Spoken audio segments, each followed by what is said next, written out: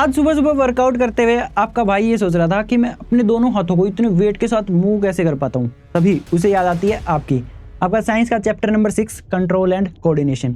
तो आपका भाई अपने ब्रेन से कंट्रोल करता है अपने हाथों की मसल्स को और इसी से हाथों की मूवमेंट होती है। अब दोनों हाथों को साथ में मूव कर रहा है वेट के साथ एंड बैकग्राउंड के अंदर जिम के अंदर बज रहा है बढ़िया सा म्यूजिक। तो साथ में आपका भाई म्यूजिक सुनते हुए एंजॉय भी कर रहा है एंड सामने लगा हुआ बड़ा सा मिरर, उसमें देख के मन ही मन खुश भी हो रहा है कि इनके लाडले भाई की तो बॉडी बन गई है। अब ये सारे काम एक साथ कैसे हो रहे हैं? कोऑर्डिनेशन की हेल्प से। कंट्रोल एंड कोऑर्डिनेशन आपके भाई के दोनों चकाचक है। अब ये सुपर पावर सिर्फ आपके भाई के पास नहीं है, हर एक ह्यूमन बॉडी में कंट्रोल एंड कोऑर्डिनेशन होता है। आपके पास भी है, तो अपनी सुपर पावर का यूज़ करो, जिम जाओ, बॉडी बनाओ। अब भैया बॉडी भी बन जाएगी, जिम भी चले जाएंगे, लेकिन फिर एग्ज़ाम में क्या लिखेंगे? तो ये मामला भी आपके भाई ने सेट कर रखा है। 100% पेपर यहीं से आएगा। अगर ये वीडियो देख ली तो आपको कोई और वीडियो देखने की ज़रूरत नहीं है, क्योंकि एक भी क्वेश्चन इस वीडियो के बाहर से नहीं आएगा। अगर मन करे तो इस वीडियो को 2 बार देख लेना, रिवीजन हो जाएगी। मैं हूँ आपका अपना दोस्त, आपका अपना बड़ा भाई अश्विनी शोरान। तो चलिए देखते हैं कि इस चैप्टर के अंदर हमें कौन से टॉपिक्स को कवर करना है। सबसे पहले हम जानेंगे नर्वस सिस्टम के बारे में एंड इसकी फंडामेंटल यूनिट, न्यूरॉन्स को कैसे छोड़ सकते हैं। उसके बाद nerve impulse, synapse and reflex action, human brain जहाँ पे आपकी सुपर पावर होती है एंड इसके functions, hormones and endocrine system होता है, इसको भी जानेंगे। उसके बाद बारी आएगी प्लांट्स की, प्लांट हार्मोन्स एंड इनके अंदर कोऑर्डिनेशन एंड मूवमेंट्स कैसे होती हैं। जिसके बाद हम कवर करेंगे भर भर के PYQs। आपको पता है ये स्नाइपर शॉट सीरीज है, तो इसमें हम कवर करते हैं रियल PYQs को, जिनके पूरे चांसेस होते हैं रिपीट होने के। तो चलिए आगे बढ़ते हैं, हमारे टॉपिक नंबर 1 से शुरू करते हैं। हमारे चैप्टर का नाम है कंट्रोल एंड कोऑर्डिनेशन। तो इसी की डेफिनेशन से शुरू करते हैं। Control and coordination helps organisms detect changes, जिन्हें क्या बोलते हैं? Stimuli, and produce appropriate responses for survival. अब यहाँ पर स्टिमुलाई एंड रिस्पॉन्सेज क्या है? सबसे पहले स्टिमुलाई, स्टिमुलस, स्टिमुलाई प्लूरल है एंड स्टिमुलस सिंगुलर है इसी का। Any change in the surrounding that causes A reaction. जैसे कि हमारे भाई साहब, इन्होंने क्या किया? एक गर्म चाय के कप को हाथ लगाया। अब इसे क्या मिला? स्टिमुलस मिला, यानी कि एक चेंज मिला, और वो स्टिमुलस क्या है? हीट। और ऐसे ही लाइट, साउंड, स्मेल कुछ भी हो सकता है। अब यहाँ पर क्या आएगा? एक रिएक्शन आएगा। जैसे ही भाई साहब गर्म चाय के कप को हाथ लगाएंगे तो कुछ रिएक्शन आएगा, इसे हम बोलते हैं response, reaction of an organism to a stimulus. जैसे कि हाथ को एकदम से पीछे हटा लेना, pulling hand from hot object, blinking eyes due to strong light. Strong light आपकी तरफ पड़ती है तो आप क्या करते हो? आंखें बंद कर लेते हो, ऐसे कर लेते हो, है ना? वही भाई साहब ने क्या किया? एक गर्म चाय के कप को हाथ लगाया, इसे क्या मिला? स्टिमुलस मिला, हीट। अब इन्होंने दिया एक रिएक्शन, हाथ को एकदम से पीछे कर लिया एंड साथ में बहुत सारे एक्सप्रेशंस भी दे रहे हैं। अब एक साथ क्या हो रहा है? हाथ की मसल्स मूव कर रही है एंड टंग का भी यूज कर रहे हैं, चिल्ला भी दिया भाई ने एंड इतने सारे एक्सप्रेशन भी दे रहे हैं। तो बॉडी के डिफरेंट पार्ट साथ में कोऑर्डिनेट करके काम कर रहे हैं, इसे हम बोलते हैं कोऑर्डिनेशन।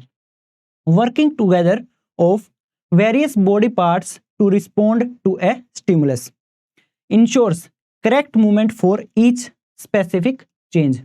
तो ये क्या होता है? कोऑर्डिनेशन होता है। चलिए आगे बढ़ते हैं। तो भाई अब हमें पढ़ना है प्लांट्स के अंदर कोऑर्डिनेशन कैसे होता है एंड एनिमल्स के अंदर कोऑर्डिनेशन कैसे होता है। जहां पर एनिमल्स की बात हो वहां पर हमारी बात भी होती है, क्योंकि हम भी एनिमल्स के अंदर ही आते हैं। कंट्रोल एंड कोऑर्डिनेशन के लिए एनिमल्स के अंदर 2 सिस्टम होते हैं। पहला नर्वस सिस्टम, दूसरा एंडोक्राइन सिस्टम। नर्वस सिस्टम हमारा रिलेटेड होता है न्यूरॉन से एंड एंडोक्राइन सिस्टम रिलेटेड होता है हार्मोन से।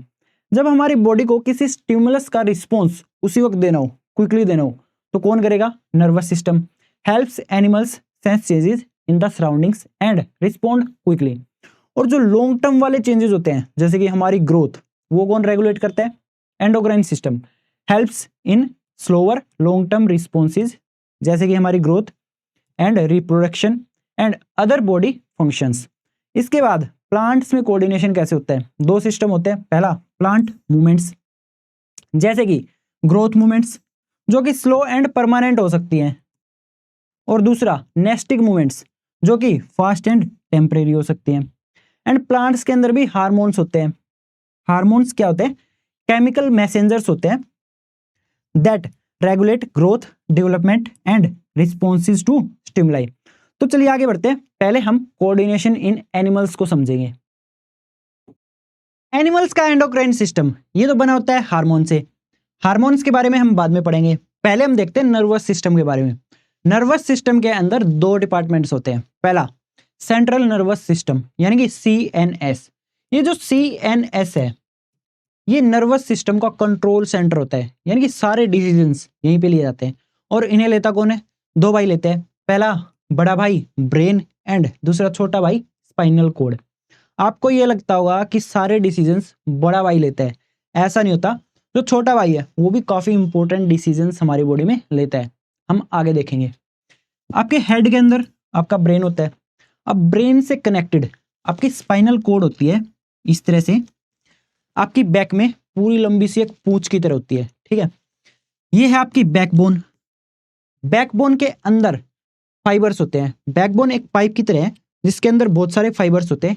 ये जो फाइबर्स होते हैं इन्हें हम क्या बोलते हैं? Spinal cord. येलो कलर के आपको दिखाई दे रहे होंगे बैकबोन के अंदर। व्हाइट कलर की क्या है? बैकबोन। बैकबोन इन फाइबर्स को प्रोटेक्ट भी करते हैं, यानी कि स्पाइनल कॉर्ड को प्रोटेक्ट भी करते हैं। अब ये तो गया पहला डिपार्टमेंट। अब दूसरा डिपार्टमेंट क्या है? Peripheral nervous system, PNS। अब जो डिसीजंस लिए सेंट्रल नर्वस सिस्टम ने वो हमारी बॉडी के डिफरेंट पार्ट्स तक भी पहुंचाने हैं। ये काम कौन करता है? ये काम कुछ तारों से होता है।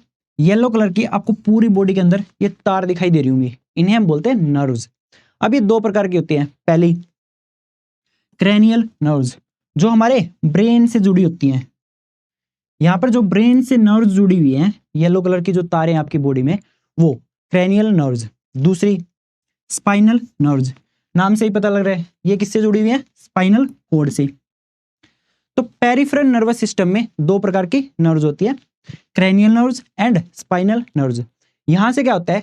सेंट्रल नर्वस सिस्टम में जो डिसीजंस लिए गए वो अब मैसेज की फॉर्म में हमारे बॉडी के डिफरेंट पार्ट्स तक पहुंच जाएंगे, ठीक है। चलिए आगे बढ़ते हैं। हमारा नेक्स्ट टॉपिक है रिसेप्टर्स एंड इफेक्टर्स। सबसे पहले रिसेप्टर को समझते हैं। हमारी बॉडी के सेल्स, टिश्यूज या फिर ऑर्गन्स जो किसी चेंज को यानी कि स्टिमुलस को रिसीव करते हैं उन्हें हम बोलते हैं रिसेप्टर्स। सेल्स, टिश्यूज और organs that receive the stimulus. जैसे कि सामने से लाइट पड़ रही है तो उसे रिसीव कौन करता है? आपकी आंखें। आपका दोस्त 2 दिन से नहाया नहीं है, अब वो बांस मार रहा है, ना चाहते हुए भी उसकी जो स्मेल है उससे रिसीव कौन करता है? आपकी नोज। अब भाई उस दोस्त का कमेंट में नाम भी लिख देना जो नहाता नहीं है।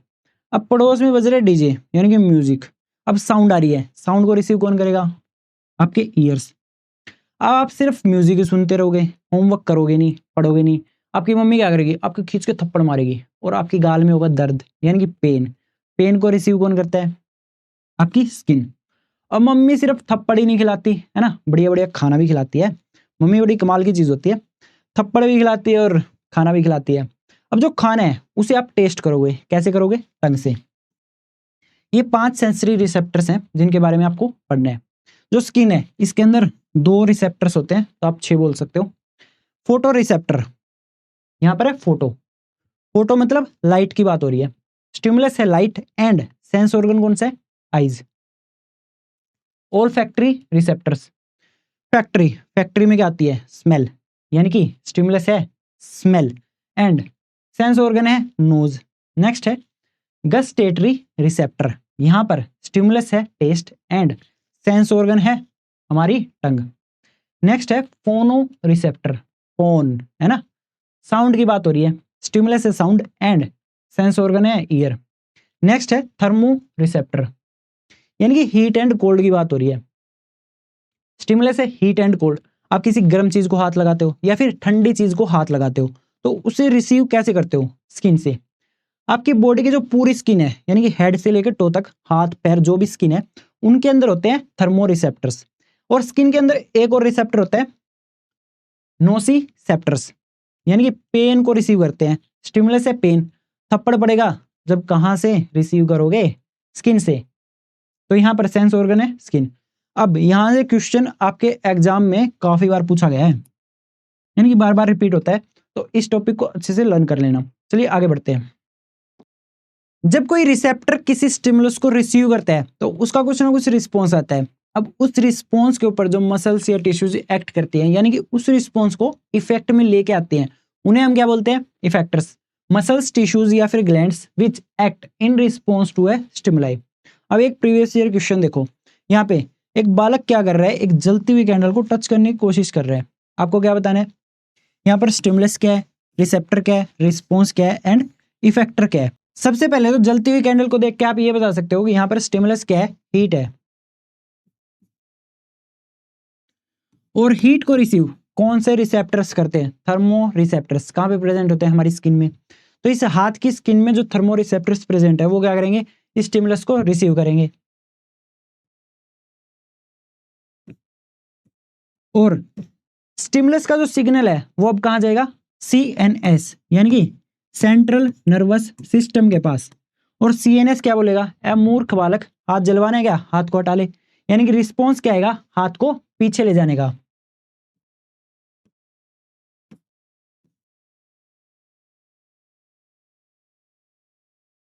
और जो रिस्पॉन्स आया है उस पे एक्ट कौन करेगा? यानी कि इसको इफेक्ट में कौन लाएगा? हमारे हाथ की मसल्स। तो यहां पर इफेक्टर कौन है? Hand muscle. ठीक है, इस टाइप के सवाल आपके एग्जाम में आते हैं। CBSE 2020 एंड 17 में ये वाला सवाल आया है। चलिए आगे बढ़ते हैं। हमारा नेक्स्ट टॉपिक है न्यूरॉन यानी कि नर्व सेल। अब एक बात समझो, किसी रिसेप्टर ने स्टिमुलस को रिसीव किया, वो सिग्नल भेजेगा हमारे ब्रेन तक या फिर स्पाइनल कॉर्ड तक। वहां पर डिसीजन मेकिंग का काम होगा और रिस्पॉन्स वापस आएगा उसी बॉडी पार्ट तक। अब ये जो सिग्नल है इसे हम बोलते हैं इलेक्ट्रिकल सिग्नल या फिर इलेक्ट्रिकल इंपल्स। और ये हमारी पूरी बॉडी में मूव कैसे कर पाता है? हमारी पूरी बॉडी के अंदर बहुत सारी तारें होती हैं जो पूरी बॉडी में फैली होती हैं और ब्रेन एंड स्पाइनल कॉर्ड से कनेक्टेड होती हैं। यहां से ये इलेक्ट्रिकल इंपल्सेस मूव करती हैं और इन तारों को हम बोलते हैं नर्व। एक जो नर्व होती है ना वो एक बंडल होता है बहुत सारे फाइबर्स का, और इन फाइबर्स को हम बोलते हैं नर्व फाइबर्स। तो नर्व क्या होती है? Bundle of nerve fibres that carries signals, किसकी फॉर्म में? इलेक्ट्रिकल इंपल्सेस की फॉर्म में, between the brain, spinal cord and different parts of the body. अब ये जो नर्व है इसका सिंगल सेल, उसे हम बोलते हैं न्यूरॉन या फिर नर्व सेल। अब इसके बारे में आपको तीन बातें पता होनी चाहिए। सबसे पहला, जो न्यूरॉन होता है वो स्ट्रक्चरल एंड फंक्शनल यूनिट होती है हमारे नर्वस सिस्टम की। दूसरा, हमारी बॉडी के अंदर जितने भी सेल्स होते हैं उनमें से सबसे लंबा सेल कौन होता है? न्यूरॉन। एंड ये क्या कैरी करता है? मैसेजेस को, किसकी फॉर्म में? इलेक्ट्रिकल इंपल्सेस की फॉर्म में। चलिए आगे बढ़ते हैं। अब ये जो न्यूरॉन है ना इसके बॉडी पार्ट्स पढ़ते हैं। अब एक न्यूरॉन आपको कुछ इस तरह का दिखेगा। सबसे पहले इसके स्ट्रक्चर की बात करते हैं। इसका सबसे बड़ा पार्ट ये वाला, इसे हम बोलते हैं सेल बॉडी। एंड इसके सेंटर में ये जो गोल पार्ट है इसे हम बोलते हैं न्यूक्लियस। जैसे हमारी बॉडी की मोस्ट ऑफ द एक्टिविटीज हमारा ब्रेन कंट्रोल करता है, उसी तरह एक सेल की सारी एक्टिविटीज उसका न्यूक्लियस कंट्रोल करता है। अब जो सेल बॉडी है इसके सामने की तरफ ये जो ब्रांचेस दिखाई दे रही हैं इन्हें हम बोलते हैं डेंड्राइट्स। सामने की तरफ है डेंड्राइट्स एंड पीछे की तरफ एक लंबी सी टेल होती है। न्यूरॉन का सबसे लंबा पार्ट भी ये होता है, इसे हम बोलते हैं एक्सोन। एंड एक्सोन के ऊपर सिलेंडर शेप में ये जो कवरिंग्स हैं इन्हें हम बोलते हैं माइलिन शीथ। अब एक्सोन जहां पे खत्म हो रहा है ये वाला पार्ट, इसे हम बोलते हैं नर्व एंडिंग या फिर एक्सोन एंडिंग भी बोल देते हैं। अब न्यूरॉन के फंक्शन की बात करते हैं तो काम शुरू होता है डेंड्राइट से। ये जो ब्रांचेज है ये एक एंटीना की तरह काम करती है और ये क्या रिसीव करती है? सिग्नल, इंफॉर्मेशन को रिसीव करती है। इसकी फॉर्म में? इलेक्ट्रिकल इंपल्सेस की फॉर्म में। कहां से?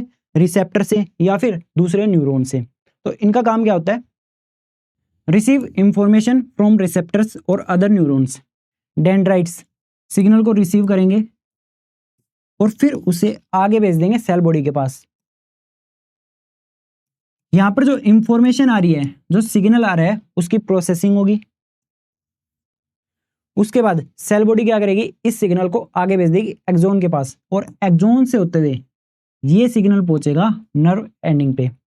माइलिन सीथ एक्सोन को प्रोटेक्ट करता है एंड साथ में यहाँ से जो सिग्नल जा रहा है उसकी स्पीड को बढ़ाएगा एंड इसका भी ख्याल रखेगा कि जो सिग्नल जा रहा है वो लीक ना हो। अब नर्व एंडिंग पे ये बड्स होते हैं जो कुछ केमिकल्स को रिलीज करते हैं जिनका नाम होता है न्यूरोट्रांसमीटर्स। इनके बारे में आगे डिटेल में पढ़ेंगे। अब ये केमिकल्स क्या करते हैं, जो इंफॉर्मेशन आई है, जो सिग्नल है, उसे आगे पास कर देते हैं नेक्स्ट न्यूरॉन को, मसल को या फिर ग्लैंड को। तो ये सारे फंक्शंस होते हैं। चलिए आगे बढ़ते हैं, कुछ प्रीवियस ईयर क्वेश्चन करते हैं। तो ये PYQ है CBSE 2018 एंड 2019 का। सबसे पहले आपको एक लेबल्ड डायग्राम बनाना है न्यूरॉन का। आपकी NCERT की बुक में ये जो डायग्राम दिया हुआ है इसकी प्रैक्टिस जरूर कर लेना। और स्पेशली मैं लड़कों को बोल रहा हूँ, लड़कियों का मुझे पता है बढ़िया सुंदर सा डायग्राम बना के आते हैं, लेकिन मेरे छोटे भाई तेरा डायग्राम जब एग्जामिनर को समझ में आएगा तभी तो नंबर मिलेंगे। अब डायग्राम बनाने के बाद आपको इन तीनों सवालों के जवाब देने हैं। सबसे पहला, part where information is received, यानी कि सिग्नल इंफॉर्मेशन कहां से रिसीव होती है, डेंड्राइट। उसके बाद part through which electrical impulse travels. अब डेंड्राइट क्या करेगा, इंफॉर्मेशन को रिसीव करेगा, सिग्नल को रिसीव करेगा, अब उसे पास कर देगा सेल बॉडी को, और सेल बॉडी से ये जो इलेक्ट्रिकल इंपल्स है ये कहां ट्रेवल करेगी, नर्व एंडिंग की तरफ, और कहां से, एक्सोन से होते हुए ट्रेवल करेगी। तो सेकंड का आंसर है एक्सोन। लास्ट है part where electrical impulse converts into chemical signal. तो नर्व एंडिंग पे इलेक्ट्रिकल इंपल्स जाने के बाद क्या होती है, केमिकल सिग्नल में कन्वर्ट हो जाती है। ये बर्ड्स क्या करते हैं, कुछ केमिकल्स को रिलीज करते हैं जिन्हें हम बोलते हैं न्यूरोट्रांसमीटर्स। अब आगे हमें क्या पढ़ना है, यहाँ पर जो इलेक्ट्रिकल इंपल्स थी वो केमिकल सिग्नल में कन्वर्ट हुई, तो इसकी जरूरत क्यों पड़ी, ऐसा करना ही क्यों पड़ा, अब हम ये जानेंगे। इलेक्ट्रिकल इंपल्स की फॉर्म में जो सिग्नल होता है वो एक न्यूरॉन से दूसरे न्यूरॉन में जाएगा, दूसरे से तीसरे में जाएगा, और इस तरह से करते करते वो अपने डेस्टिनेशन पे पहुंचेगा। अब एक इलेक्ट्रिकल इंपल्स जब हमारे पहले न्यूरॉन की नर्व एंडिंग में पहुंच जाती है, उसके बाद जो दूसरा न्यूरॉन है उसकी डेंड्राइट्स क्या करेंगी, सिग्नल को रिसीव करेंगी, लेकिन जो पहला न्यूरॉन है उसकी नोब्स एंड हमारा जो दूसरा न्यूरॉन है उसकी डेंड्राइट की टिप्स, इनके बीच में एक गैप होता है, एक माइक्रोस्कोपिक गैप होता है जिसे हम बोलते हैं सिनेप्टिक गैप या फिर synapse. Microscopic gap between the nerve ending of the one neuron and the dendrite of the next neuron. अब यहाँ पर एक गैप है और यहाँ से जो इलेक्ट्रिकल इंपल्स है वो ट्रांसफर नहीं हो सकती। तो क्या होता है, इसकी ये जो नोब्स होती हैं इन्हें हम बोलते हैं सिनेप्टिक नोब। अब ये नोब्स क्या करती हैं, जो इलेक्ट्रिकल इंपल्स है इसे केमिकल सिग्नल में कन्वर्ट कर देती है, जिन्हें हम बोलते हैं न्यूरोट्रांसमीटर्स। अब ये न्यूरोट्रांसमीटर्स यानी कि केमिकल्स यहाँ से रिलीज हो जाते हैं और हमारा जो नेक्स्ट न्यूरॉन है उसकी डेंड्राइट टिप पे जाके वापस इलेक्ट्रिकल इंपल्स में कन्वर्ट हो जाते हैं, और इस तरह से हमारी पूरी बॉडी में ये इलेक्ट्रिकल इंपल्स ट्रेवल करती है। अब सबसे पहले डेंड्राइट ने क्या किया, सिग्नल को रिसीव किया, उसके बाद सेल बॉडी में गया, उसके बाद एक्सोन के पास गया, और एक्सोन से होते हुए नर्व एंडिंग में पहुंचा, जहां पे क्या था, सिनेप्स यानी कि सिनेप्टिक गैप। वहां से इलेक्ट्रिकल इंपल्स कन्वर्ट हुई केमिकल सिग्नल में, एंड यहां से केमिकल सिग्नल फिर आगे जाएगा और नेक्स्ट न्यूरॉन या फिर मसल या फिर ग्लैंड के पास जाकर वापस इलेक्ट्रिकल इंपल्स में कन्वर्ट हो जाता है। चलिए आगे बढ़ते हैं। हमारा नेक्स्ट टॉपिक है ट्रांसमिशन ऑफ इंपल्स, यानी कि एक इलेक्ट्रिकल इंपल्स का पूरा पाथवे क्या होता है। आप वैसे तो सारा पढ़ चुके हो, लेकिन एक बार फिर से रिवाइज कर लेते हैं। सबसे पहले स्टिमुलस को डिटेक्ट करते हैं रिसेप्टर्स। अब क्या होगा, electrical impulse generated by the movement of ions. Electrical impulse generate कैसे होती है, by the movement of ions, ये याद रखना। इससे क्या होता है, एक पोटेंशियल डिफरेंस क्रिएट होता है, लेकिन आपको सिर्फ इतना ही याद रखना है कि इलेक्ट्रिकल इंपल्स का जनरेशन कैसे होता है, by the movement of ions. अब जो इंपल्स है वो ट्रेवल करेगी डेंड्राइट से सेल बॉडी में, सेल बॉडी से एक्सोन में, एंड एक्सोन से होते हुए पहुंचेगी नर्व एंडिंग में। अब यहाँ पर क्या होगा, नर्व एंडिंग से कुछ केमिकल्स रिलीज होंगे, यानी कि इलेक्ट्रिकल इंपल्स केमिकल सिग्नल में कन्वर्ट हो जाएगी, यानी कि न्यूरोट्रांसमीटर्स रिलीज होंगे। अब ये जो न्यूरोट्रांसमीटर्स हैं यानी कि केमिकल्स हैं, ये क्या करेंगे, सिनेप्टिक गैप यानी कि सिनेप्स को क्रॉस करेंगे, and a new electrical impulse starts in the next neurons dendrite. अब फिर से ये सारा प्रोसेस रिपीट होगा। चलिए आगे बढ़ते हैं। तो अब कुछ इंपॉर्टेंट पीवाईक्यू कर लेते हैं, यानी कि ऐसे सवाल जो इस साल आपके एग्जाम में आ सकते हैं। सीबीएसई 2018, 19 एंड 2025 का सवाल है electrical impulse travels in a neuron from. तो काम कहाँ से स्टार्ट होता है? डेंड्राइट से, और एंड कहाँ पे होता है? नर्व एंडिंग पे। तो बी में डेंड्राइट से शुरू हो रहा है, डी में भी डेंड्राइट से शुरू हो रहा है, एंड खत्म यहाँ पर नर्व एंडिंग पे हो रहा है, एंड यहाँ पर सेल बॉडी पे हो रहा है। तो करेक्ट है हमारा बी, डेंड्राइट, उसके बाद सेल बॉडी, एंड उसके बाद एक्सोन, एंड खत्म हो जाएगा नर्व एंडिंग पे। चलिए नेक्स्ट पीवाईक्यू करते हैं। अब एक बिल्कुल लेटेस्ट सवाल सीबीएसई 2026 का। In a synapse the chemical signal is transmitted from, कहाँ से ट्रांसमिट होता है? Nerve ending of the first neuron to the dendritic tip, या फिर dendrite of the second neuron. यहाँ पर डेंड्राइटिक एंड लिखा हुआ है, यहाँ से नहीं होता, एक्सोन से भी नहीं होता, और सेल बॉडी से भी नहीं होता। ऑप्शन डी, यहाँ पर लिखा हुआ है एक्सोनल एंड। अब जो नर्व एंडिंग है उसे एक्सोनल एंड भी बोलते हैं, या फिर एक्सोनल टर्मिनल भी बोलते हैं। Axonal end of one neuron to the dendritic end. अब जो डेंड्राइटिक टिप है उसे डेंड्राइटिक एंड भी बोलते हैं, dendritic end of the another neuron. तो ये वाला ऑप्शन हमारा करेक्ट है। चलिए नेक्स्ट पीवाईक्यू देखते हैं। अब ये नेक्स्ट पीवाईक्यू सीबीएसई 2015, 2019 एंड 2025 का। सवाल क्या है? What is a synapse? तो सिनेप्स क्या होता है? एक माइक्रोस्कोपिक गैप होता है किसके बीच में? Nerve ending of the one neuron, जिसे एक्सोनल टर्मिनल भी बोलते हैं, एंड डेंड्राइटिक टिप या फिर dendrite of the next neuron. आगे पूछ रहा है how is an electrical impulse created in a nerve cell. तो कैसे क्रिएट होती है? By the movement of ions. An electrical impulse is generated due to a change in electrical potential across the neurons membrane caused by the movement of ions। ये आप सीधा लिख सकते हो, an electrical impulse is generated by the movement of ions। आगे बोल रहा है what is the role of synapse in this context। तो synapse में क्या होता है? जो इलेक्ट्रिकल इंपल्स आ रही थी वो नर्व एंडिंग के ऊपर चेंज हो जाती है केमिकल सिग्नल में, यानी कि कुछ केमिकल सब्सटेंसेस रिलीज होते हैं जिन्हें हम बोलते हैं न्यूरोट्रांसमीटर्स। अब ये क्या करते हैं? ये सिनेप्टिक गैप से ट्रेवल करते हैं और नेक्स्ट न्यूरॉन के डेंड्राइट्स के पास जाते हैं और वहां पर एक नई इलेक्ट्रिकल इंपल्स जनरेट कर देते हैं। तो यही सब यहाँ पर लिखा हुआ है, आप नोट्स में पढ़ लेना। चलिए आगे बढ़ते हैं। हमारा नेक्स्ट टॉपिक है टाइप ऑफ न्यूरॉन्स। तो न्यूरॉन्स 3 टाइप के होते हैं। पहला सेंसरी न्यूरॉन, इनका काम ये होता है कि रिसेप्टर से सिग्नल को हमारे सेंट्रल नर्वस सिस्टम के पास लेके आना। अब यहाँ पर प्रेजेंट होते हैं सेकेंड टाइप के न्यूरॉन, यानी कि रिले न्यूरॉन्स। ये वो न्यूरॉन्स हैं जो ब्रेन एंड स्पाइनल कॉर्ड से कनेक्टेड होते हैं और इनका काम ये होता है कि सिग्नल को with in the CNS transfer करना। अब यहाँ पर कुछ रिस्पॉन्स जनरेट होगा। अब वो रिस्पॉन्स हमारे इफेक्टर्स तक पहुंचता है मोटर न्यूरॉन से होते हुए। ये है हमारे थर्ड टाइप के न्यूरॉन। इनका काम ये है कि सीएनएस से हमारे सिग्नल को इफेक्टर्स तक लेके जाना। अब ये सारा खेल ना एक एग्जांपल के साथ समझते हैं। सबसे पहले तो सारी कहानी शुरू होती है एक स्टिमुलस से। जैसे कि अब गर्मियां चल रही हैं, आपका मन किया कि आपको ठंडी ठंडी कोल्ड ड्रिंक पीनी है। आप शॉप पे गए, आपने कोल्ड ड्रिंक मांगी। अब शॉपकीपर ने आपको कोल्ड ड्रिंक भी दी लेकिन वो ठंडी नहीं थी। अब वो कोल्ड ड्रिंक की क्या जो ठंडी ना हो, इसके तो नाम में ही कोल्ड है। अब इस इंफॉर्मेशन को आपके रिसेप्टर्स डिटेक्ट करेंगे, यानी कि जैसे ही आपने बोतल को हाथ लगाया आपकी जो स्किन है वो स्टिमुलस को डिटेक्ट कर लेगी। अब इसका सिग्नल जाएगा आपके सेंट्रल नर्वस सिस्टम के पास, जिसमें कौन है? ब्रेन एंड स्पाइनल कॉर्ड है। अब वहां तक ये पहुंचेगा कैसे? इसे ले जाने का काम करेंगे सेंसरी न्यूरॉन।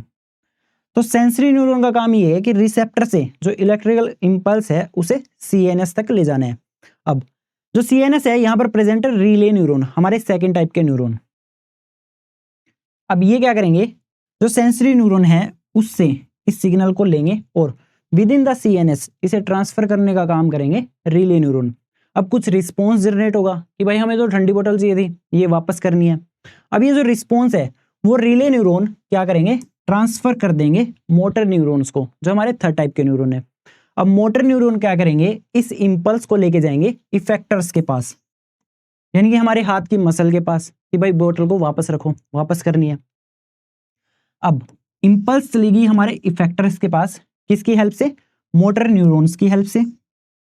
ये इसको यहां से यहां तक लेके जाएंगे। अब आपकी हाथ की मसल क्या करेंगी? जो रिस्पॉन्स है उसके ऊपर एक्ट करेंगे, यानी कि इसे इफेक्ट में ले जाएंगे, बॉटल को वापस रखेंगे, और जो रिस्पॉन्स था यानी कि एप्रोप्रिएट एक्शन वो ले लिया गया है। ठीक है, एक चीज और देखो, यहाँ पर motor neuron and sensory neuron, इन दोनों को आपस में कनेक्ट करने का काम रिले न्यूरॉन्स कर रहे हैं, इसलिए हम इन्हें इंटर न्यूरॉन भी बोलते हैं। ठीक है, ये चीज याद रखना। चलिए आगे बढ़ते हैं, नेक्स्ट टॉपिक करते हैं। अब हमारा नेक्स्ट टॉपिक है न्यूरोमस्कुलर जंक्शन, इसे हम एनएमजे भी बोलते हैं। अभी हमने मोटर न्यूरॉन के बारे में पढ़ा। इसका काम ये होता है कि सेंट्रल नर्वस सिस्टम से हमारा जो रिस्पॉन्स है उसका सिग्नल यानी कि उसकी इलेक्ट्रिकल इंपल्स को हमारे इफेक्टर्स तक लेके जाना। हमें कोल्ड ड्रिंक की बोतल को वापस रखना था क्योंकि वो ठंडी नहीं थी, हमें ठंडी चाहिए थी। अब जो हमारे मोटर न्यूरॉन्स हैं वो इस सिग्नल को लेके गए हमारे हाथ की मसल्स के पास। अब जो मोटर न्यूरॉन है और हमारे हाथ की मसल्स है ये एकदम से कंप्लीट कांटेक्ट में नहीं होते, इनके बीच में एक माइक्रोस्कोपिक गैप होता है, इसे हम बोलते हैं सिनेप्टिक गैप, जैसे दो न्यूरॉन्स के बीच में होता है। अब इलेक्ट्रिकल इंपल्स यहाँ से यानी कि सिनेप्टिक गैप से ट्रैवल नहीं कर सकती, तो यहाँ पर क्या होगा, कुछ केमिकल मैसेंजर्स रिलीज होंगे, इन्हें हम बोलते हैं न्यूरोट्रांसमीटर्स। हमारे जो मसल फाइबर्स हैं इनके ऊपर प्रेजेंट होते हैं स्पेशल टाइप के प्रोटीन्स। स्पेशल क्यों, ये सिर्फ एनिमल्स के पास प्रेजेंट होते हैं, प्लांट्स के पास नहीं होते, इसलिए स्पेशल है। अब ये क्या करेंगे, इस केमिकल सिग्नल को रिसीव करेंगे और ये ना सिग्नल रिसीव करने के बाद अपनी शेप चेंज करते हैं और जो हमारे मसल्स हैं इनके अंदर कॉन्ट्रैक्शन को एक्टिवेट करते हैं, इसीलिए हमारे हाथ जो है वो मूव कर पाते हैं। अब जो भी मूवमेंट हो रही है वो इसी प्रोसेस से हो रही है। At an MJ, the nerve impulse is converted into chemical signal which triggers muscle contraction and produce movement। तो इसी तरह हमारे बॉडी की सारी मूवमेंट्स होती है। अभी जो मैंने आपको बताया वही प्रोसेस यहाँ पे लिखा हुआ है, आप नोट्स में पढ़ लेना। अभी कुछ PYQ करते हैं। तो एक इंपॉर्टेंट PYQ है जो काफी बार रिपीट हो चुका है, CBSE 2017, 19, 21, 2022 एंड 2024 में भी सवाल क्या है, differentiate between sensory motor and relay neurons. कोई भी 2 पॉइंट बताने हैं। सबसे पहले सेंसरी न्यूरॉन, ये जो इंपल्स है उसे रिसेप्टर से लेके जाएगा CNS तक, जैसे कि स्किन से स्पाइनल कॉर्ड या फिर ब्रेन हो सकता है। मोटर न्यूरॉन, ये CNS से इंपल्स को लेके जाएगा इफेक्टर्स तक, जैसे कि स्पाइनल कॉर्ड या फिर ब्रेन से हैंड की मसल्स तक। नेक्स्ट रिले न्यूरॉन्स, तो CNS के अंदर motor neuron and sensory neuron को कनेक्ट करने का काम कौन करेगा, रिले न्यूरॉन, जैसे कि स्पाइनल कॉर्ड के अंदर sensory neuron and motor neuron के पाथवेज को कनेक्ट करेगा। ठीक है, नेक्स्ट है why is the neuron called the structural and functional unit of the nervous system. तो ऐसा इसको इसलिए कहा जाता है क्योंकि नर्वस सिस्टम का एक बेसिक सेल है जो नर्व इंपल्स को रिसीव भी करता है, प्रोसेस भी करता है एंड हमारी पूरी बॉडी में ट्रांसमिट भी करता है। अब ये इलेक्ट्रिकल एंड केमिकल सिग्नल्स की हेल्प से हमारे कंट्रोल एंड कोऑर्डिनेशन में हेल्प भी करता है, यानी कि पूरे बॉडी के कम्युनिकेशन में हेल्प करता है। अब ये इतने सारे काम करेगा तो इसको ये अवार्ड तो देना बनता है ना। अभी आप नोट्स में आंसर पढ़ लेना। चलिए आगे बढ़ते हैं, नेक्स्ट टॉपिक करते हैं। हमारा नेक्स्ट टॉपिक है टाइप्स ऑफ एक्शंस। अब एक्शंस 3 टाइप के होते हैं, पहला वॉलेंटरी एक्शन, दूसरा involuntary action and third type का एक्शन रिफ्लेक्स एक्शन। सबसे पहले वॉलेंटरी एक्शन को देखते हैं, कंट्रोल्ड बाय आवर विल, यानी कि वॉलेंटरी एक्शंस को हम हमारी मर्जी से कंट्रोल कर सकते हैं, जैसे कि वॉकिंग, राइटिंग, डांसिंग या फिर स्पीकिंग। तो इस टाइप के एक्शंस को आपका मन करेगा आप करोगे, आपका मन करेगा आप नहीं करोगे, यानी कि कंट्रोल कर सकते हो। आपका मन किया आपने चलना शुरू कर दिया, आपका मन किया आप रुक जाओगे। आप अपनी मर्जी से हाथ को उठा सकते हो, फिर अपनी मर्जी से नीचे कर सकते हो। आपका मन किया आप पढ़ोगे और आपका मन किया आप नहीं पढ़ोगे। तो ये क्या है, वॉलेंटरी एक्शन है। ओहो, इससे मुझे एक बात याद आई, यानी कि आप अपनी मर्जी से पढ़ सकते हो और आपका ना पढ़ना भी आप ही की मर्जी है, फिर भी आप ये बहाना बनाते हो कि पढ़ा नहीं जा रहा। तो भाई पढ़ना शुरू कर दो, पढ़ने से ही नंबर आएंगे। थिंकिंग इन्वॉल्व, यानी कि वॉलेंटरी एक्शंस में थिंकिंग इन्वॉल्व होती है। आप ऐसे एक्शंस को सोच समझ कर करते हो और ऐसे एक्शंस को डायरेक्टली हमारा ब्रेन कंट्रोल करता है। Brain controls the action. Next है involuntary action, not controlled by our will, यानी कि ऐसे एक्शंस को हम हमारी मर्जी से कंट्रोल नहीं कर सकते। ये कुछ इंटरनल एक्टिविटीज होती हैं जो ऑटोमेटिक होती हैं, जैसे कि हार्ट बीट आप खुद कंट्रोल नहीं कर सकते, डाइजेशन ब्लड वेसल्स का कॉन्ट्रैक्शन एंड उनका रिलैक्स होना, ये भी क्या है, एक इनवॉलेंट्री एक्शन है। यहाँ पर थिंकिंग इन्वॉल्व नहीं होती। And brain regulates the action, यानी कि ब्रेन की साइड से सेटिंग होती है। इन मामलों में ब्रेन आपकी नहीं सुनता, ब्रेन इनको रेगुलेट करता है लेकिन आपकी नहीं मानता। इसके बाद नेक्स्ट है रिफ्लेक्स एक्शन। यहां से आपके सबसे ज्यादा क्वेश्चंस पूछे जाते हैं। Sudden automatic response to a stimulus, यानी कि रिफ्लेक्स एक्शन क्विक रिस्पॉन्स होता है किसी स्टिमुलस का। ऑटोमेटिक है यानी कि हमारी मर्जी से हम कंट्रोल नहीं कर सकते, जैसे कि इनवॉलेंट्री एक्शन। लेकिन ये जो एक्शंस होते हैं ये होते हैं स्लो, जैसे कि डाइजेशन काफी देर में होता है। जैसे कि आप शादी में गए, आपने खूब सारा बढ़िया बढ़िया खाना खाया, लेकिन कुछ चीजें रह गई थी, गोलगप्पे रह गए, टिक्की रह गई, लेकिन आपका पेट फुल है। अब आप क्या करोगे, ध्यान लगाओगे, ब्रेन को बोलोगे मेरा खाना जल्दी से पचा दे, 2 चीजें रह गई हैं वो भी खानी है। लेकिन ऐसा नहीं होगा क्योंकि इनवॉलेंट्री एक्शन है, आपके कंट्रोल में नहीं है। अब डाइजेशन काफी देर में होता है, लेकिन जो रिफ्लेक्स एक्शन है ये क्विक होता है, विद इन द सेकेंड्स हो जाता है। और ये तभी परफॉर्म होता है जब आपकी बॉडी किसी हार्मफुल स्टिमुलस से अपने आप को प्रोटेक्ट करना चाहती है। जैसे कि आप एक गर्म चीज को हाथ लगाओगे तो आपका हाथ एकदम से पीछे हट जाएगा, जैसे कि ब्लिंकिंग। जैसे कि आपका कोई दोस्त एक रेत की मुट्ठी भर के सीधा आपके चेहरे पे फेंक दे, दोस्त ऐसे ही तो होते हैं, कुछ भी करते रहते हैं। अब आपका एक ऑटोमेटिक रिस्पॉन्स आएगा, वो भी विद इन द सेकेंड, कि आपकी आंखें बंद हो जाएंगी, क्योंकि ये क्या है, एक हार्मफुल स्टिमुलस है और आपकी बॉडी अपनी आंखों को प्रोटेक्ट करना चाहती है, मिट्टी आंखों में ना चली जाए। तो ये एक रिफ्लेक्स एक्शन है और यहाँ पर थिंकिंग इन्वॉल्व नहीं होती, यानी कि आप सोच समझ कर ये नहीं कर रहे, है ना, within the second response आ रहा है। आपने इतना नहीं सोचा ना कि मिट्टी आएगी मेरी आंखों में जाएगी, मेरी आंखें खराब हो जाएंगी, इसलिए मैं अपनी आंखों को बंद कर लेता हूँ, है ना। ये एक्शन तो ऑटोमेटिक होता है, अपने आप उसी वक्त हो जाता है, क्योंकि इसे ना स्पाइनल कॉर्ड कंट्रोल करती है। ब्रेन को तो बाद में पता लगता है कि हाँ भाई मिट्टी आई थी, मैंने आंखें बंद की है ताकि मेरी आंखें खराब ना हो जाए। ब्रेन को बाद में पता लगता है, स्पाइनल कॉर्ड बिना ब्रेन से पूछे सीधा एक्शन ले लेती है, क्योंकि प्रोटेक्शन करनी है। अब चलिए आगे बढ़ते हैं, यहाँ से ना काफी क्वेश्चन पूछे जाते हैं, तो वो देखते हैं क्या क्या क्वेश्चन आ सकते हैं आपके एग्जाम में। सबसे पहले तो रिफ्लेक्स एक्शन की डेफिनेशन पूछ सकते हैं, a quick automatic and involuntary response to a stimulus. इसके की फीचर्स काफी बार पूछे जा चुके हैं। क्विक रिस्पॉन्स वेरी फास्ट होता है, ऑटोमेटिक एक्शन हमारे कंट्रोल में नहीं होता, नो कॉन्शियस थिंकिंग यानी कि थिंकिंग इन्वॉल्व नहीं होती, mainly coordinated by spinal cord यानी कि ब्रेन इन्वॉल्व नहीं होता, इसे कौन कोऑर्डिनेट करता है, स्पाइनल कॉर्ड। अब इसके एग्जांपल्स भी आपको 3-4 पता होने चाहिए। पहला, hand withdrawn from hot object, blinking, sneezing या फिर नी जर्क। चलते चलते घुटने में झटका आ जाता है तो आप क्या करते हो, ऑटोमेटिक रिस्पॉन्स आता है, एकदम से लेग सीधी कर लेते हो, तो हमारा घुटना इंजरी से बच जाता है। अब काफी बार ये पूछा जा चुका है, वाई रिफ्लेक्स एक्शन अकर, यानी कि रिफ्लेक्स एक्शन होता क्यों है। Reflex actions protect the body from injury by producing a rapid response to harmful stimuli. जैसे कि आपने गर्म चाय में उंगली डाली, आपके रिसेप्टर्स यानी कि आपकी स्किन इस स्टिमुलस को डिटेक्ट करेगी और एकदम से रिस्पॉन्स आएगा, आपका जो हाथ है वो ऊपर उठ जाएगा। तो रिस्पॉन्स क्या हुआ, हैंड विड्रॉन, किस लिए, अपनी उंगली को बचाने के लिए, ताकि जल ना जाए।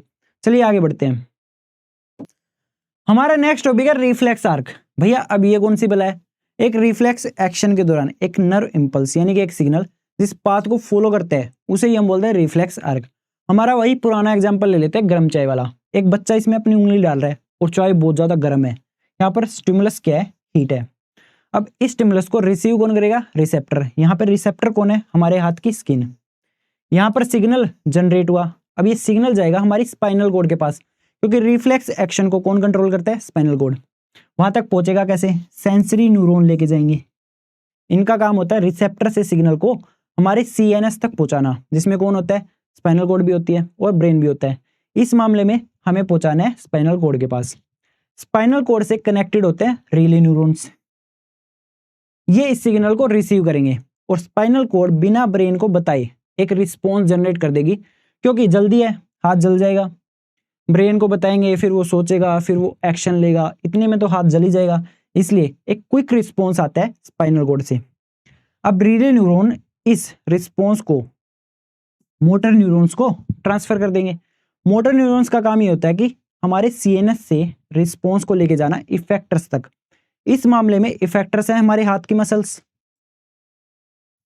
यहां पर रिस्पॉन्स आएगा और रिस्पॉन्स क्या होगा, हमारा हाथ एकदम से पीछे हट जाएगा ताकि जल ना जाए।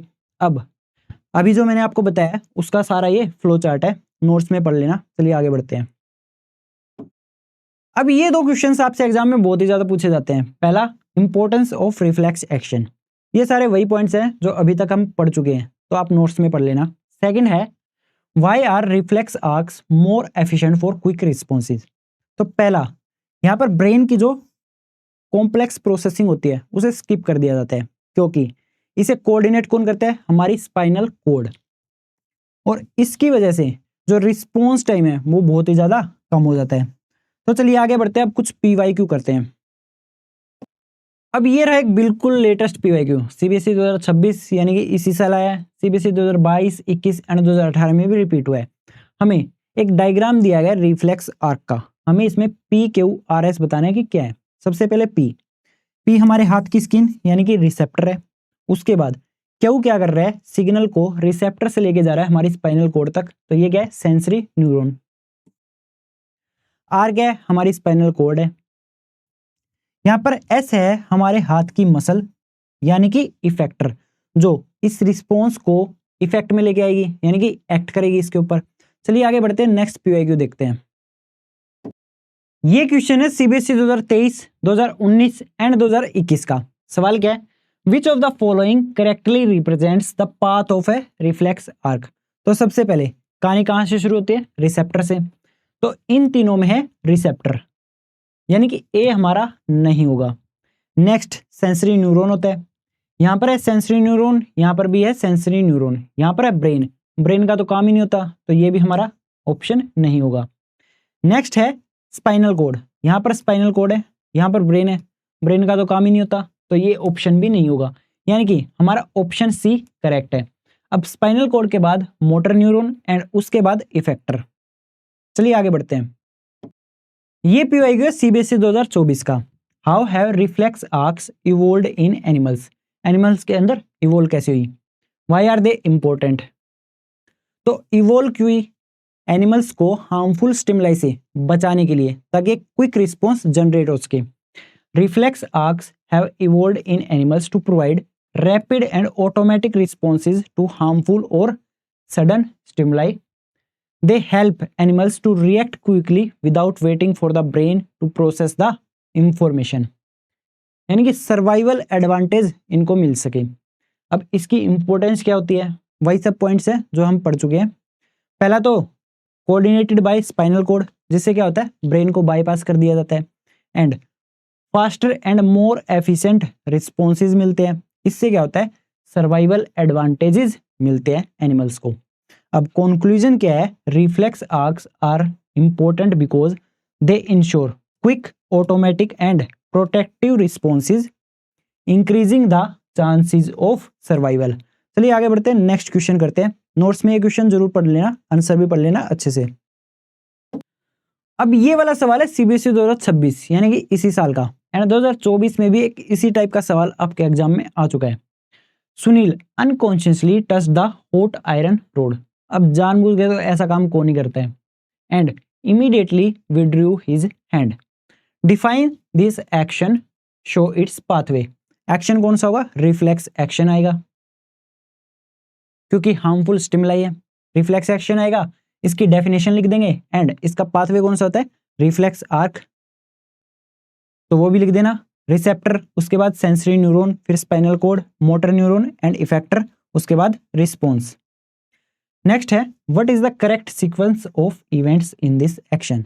इवेंट्स का सीक्वेंस क्या होगा? सबसे पहले हीट स्टिमुलस है, उसके बाद थर्मो रिसेप्टर हमारी स्किन, सेंसरी न्यूरॉन सिग्नल जाएगा हमारे स्पाइनल कॉर्ड के पास, मोटर न्यूरॉन से अब सिग्नल जाएगा यानी कि रिस्पॉन्स वाला सिग्नल हाथ की मसल्स के पास, जो क्या होते हैं? इफेक्टर्स होते हैं।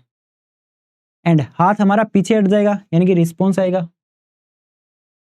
नेक्स्ट है, why are reflex arcs considered efficient for quick responses. ये वही है जो मैंने आपको बताया था, ये सारे पॉइंट्स हम पढ़ चुके हैं, तो आप नोट्स में अच्छे से पढ़ लेना। चलिए आगे बढ़ते हैं। अब आता है हमारे इस चैप्टर का सबसे मेन टॉपिक, ब्रेन। इसे हम बोलते हैं कंट्रोल सेंटर। ऐसा क्यों कहते हैं? क्योंकि हमारी बॉडी के ज्यादातर फंक्शंस को, ज्यादातर एक्शंस को कंट्रोल करता है हमारा ब्रेन। इसीलिए इसे हम बोलते हैं control centre of our body. अब साइड से ब्रेन को आप देखोगे तो वो आपको कुछ इस तरह का दिखाई देगा। यहाँ पर ये जो सबसे बड़ा पार्ट है ग्रीन वाला, सामने से लेकर यहाँ पर पीछे तक, इसे हम बोलते हैं फोर ब्रेन। आपको दिखाई भी दे रहा होगा, ब्रेन का सबसे बड़ा पार्ट यानी कि लार्जेस्ट पार्ट है फोर ब्रेन। उसके बाद ये जो ऑरेंज वाला पार्ट है नीचे की तरफ एंड पीछे की तरफ, इसे हम बोलते हैं हिंड ब्रेन। और ये हमारी बॉडी के कुछ इंपॉर्टेंट फंक्शंस को कंट्रोल करता है, जैसे कि ब्रीदिंग रेट या फिर हार्ट बीट। और इन दोनों को कनेक्ट करने का काम करता है मिड ब्रेन, नाम से ही पता लग रहा है, यानी कि कहीं बीच में इन दोनों को कनेक्ट कर रहा है। तो ये ब्लू कलर में जो दिखाई दे रहा है ये है मिड ब्रेन, और ये कनेक्ट करता है hind brain and fore brain को। अब आपके एग्जाम में इनके फंक्शंस पूछे जाते हैं, तो चलिए एक एक करके डिटेल में इन तीनों पार्ट्स के फंक्शन देखते हैं। तो सबसे पहले कवर करते हैं फोर ब्रेन को। ये आपके ब्रेन का लार्जेस्ट पार्ट है एंड मोस्ट कॉम्प्लेक्स पार्ट भी यही है। अब ये जो ग्रीन वाला आपको दिखाई दे रहा है ये सबसे बड़ा पार्ट सेरेब्रम।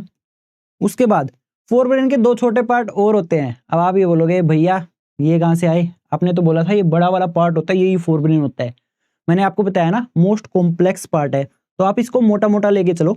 अब इसके दो छोटे पार्ट और होते हैं, एक होता है थैलेमस, ये जो पिंक में है, दूसरा है हाइपोथैलेमस। थैलेमस के जस्ट नीचे एक छोटा सा पार्ट और होता है हाइपोथैलेमस, जो पर्पल कलर में आपको दिखाई दे रहा होगा। अब जितने भी ऐसे काम होते हैं जिनमें थिंकिंग इन्वॉल्व होती है, आपकी इंटेलिजेंस इन्वॉल्व होती है, जैसे कि कुछ प्लान करना, और जिनमें इमोशंस इन्वॉल्व होते हैं, उन्हें परफॉर्म करता है आपका सेरेब्रम। ठीक है, controls intelligence, memory, learning, emotions and voluntary actions, जिनको आप अपनी मर्जी से कर सकते हो। Involve in thinking, reasoning, planning and decision making. इन सब में क्या है, इंटेलिजेंस इन्वॉल्व है और आपको सोच समझकर करने पड़ते हैं।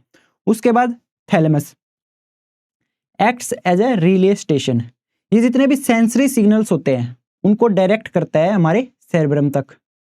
सेंसरी सिग्नल्स यानी कि जो सेंस ऑर्गन से आते हैं, जैसे हमारी आंख, नाक, कान, हमारी स्किन, लेकिन एक्सेप्ट स्मेल। स्मेल को छोड़कर बाकी सारे जो सेंसरी सिग्नल्स होते हैं उन्हें हमारे सेरेब्रम तक डायरेक्ट करने का काम करता है थैलेमस। उसके बाद है hypothalamus,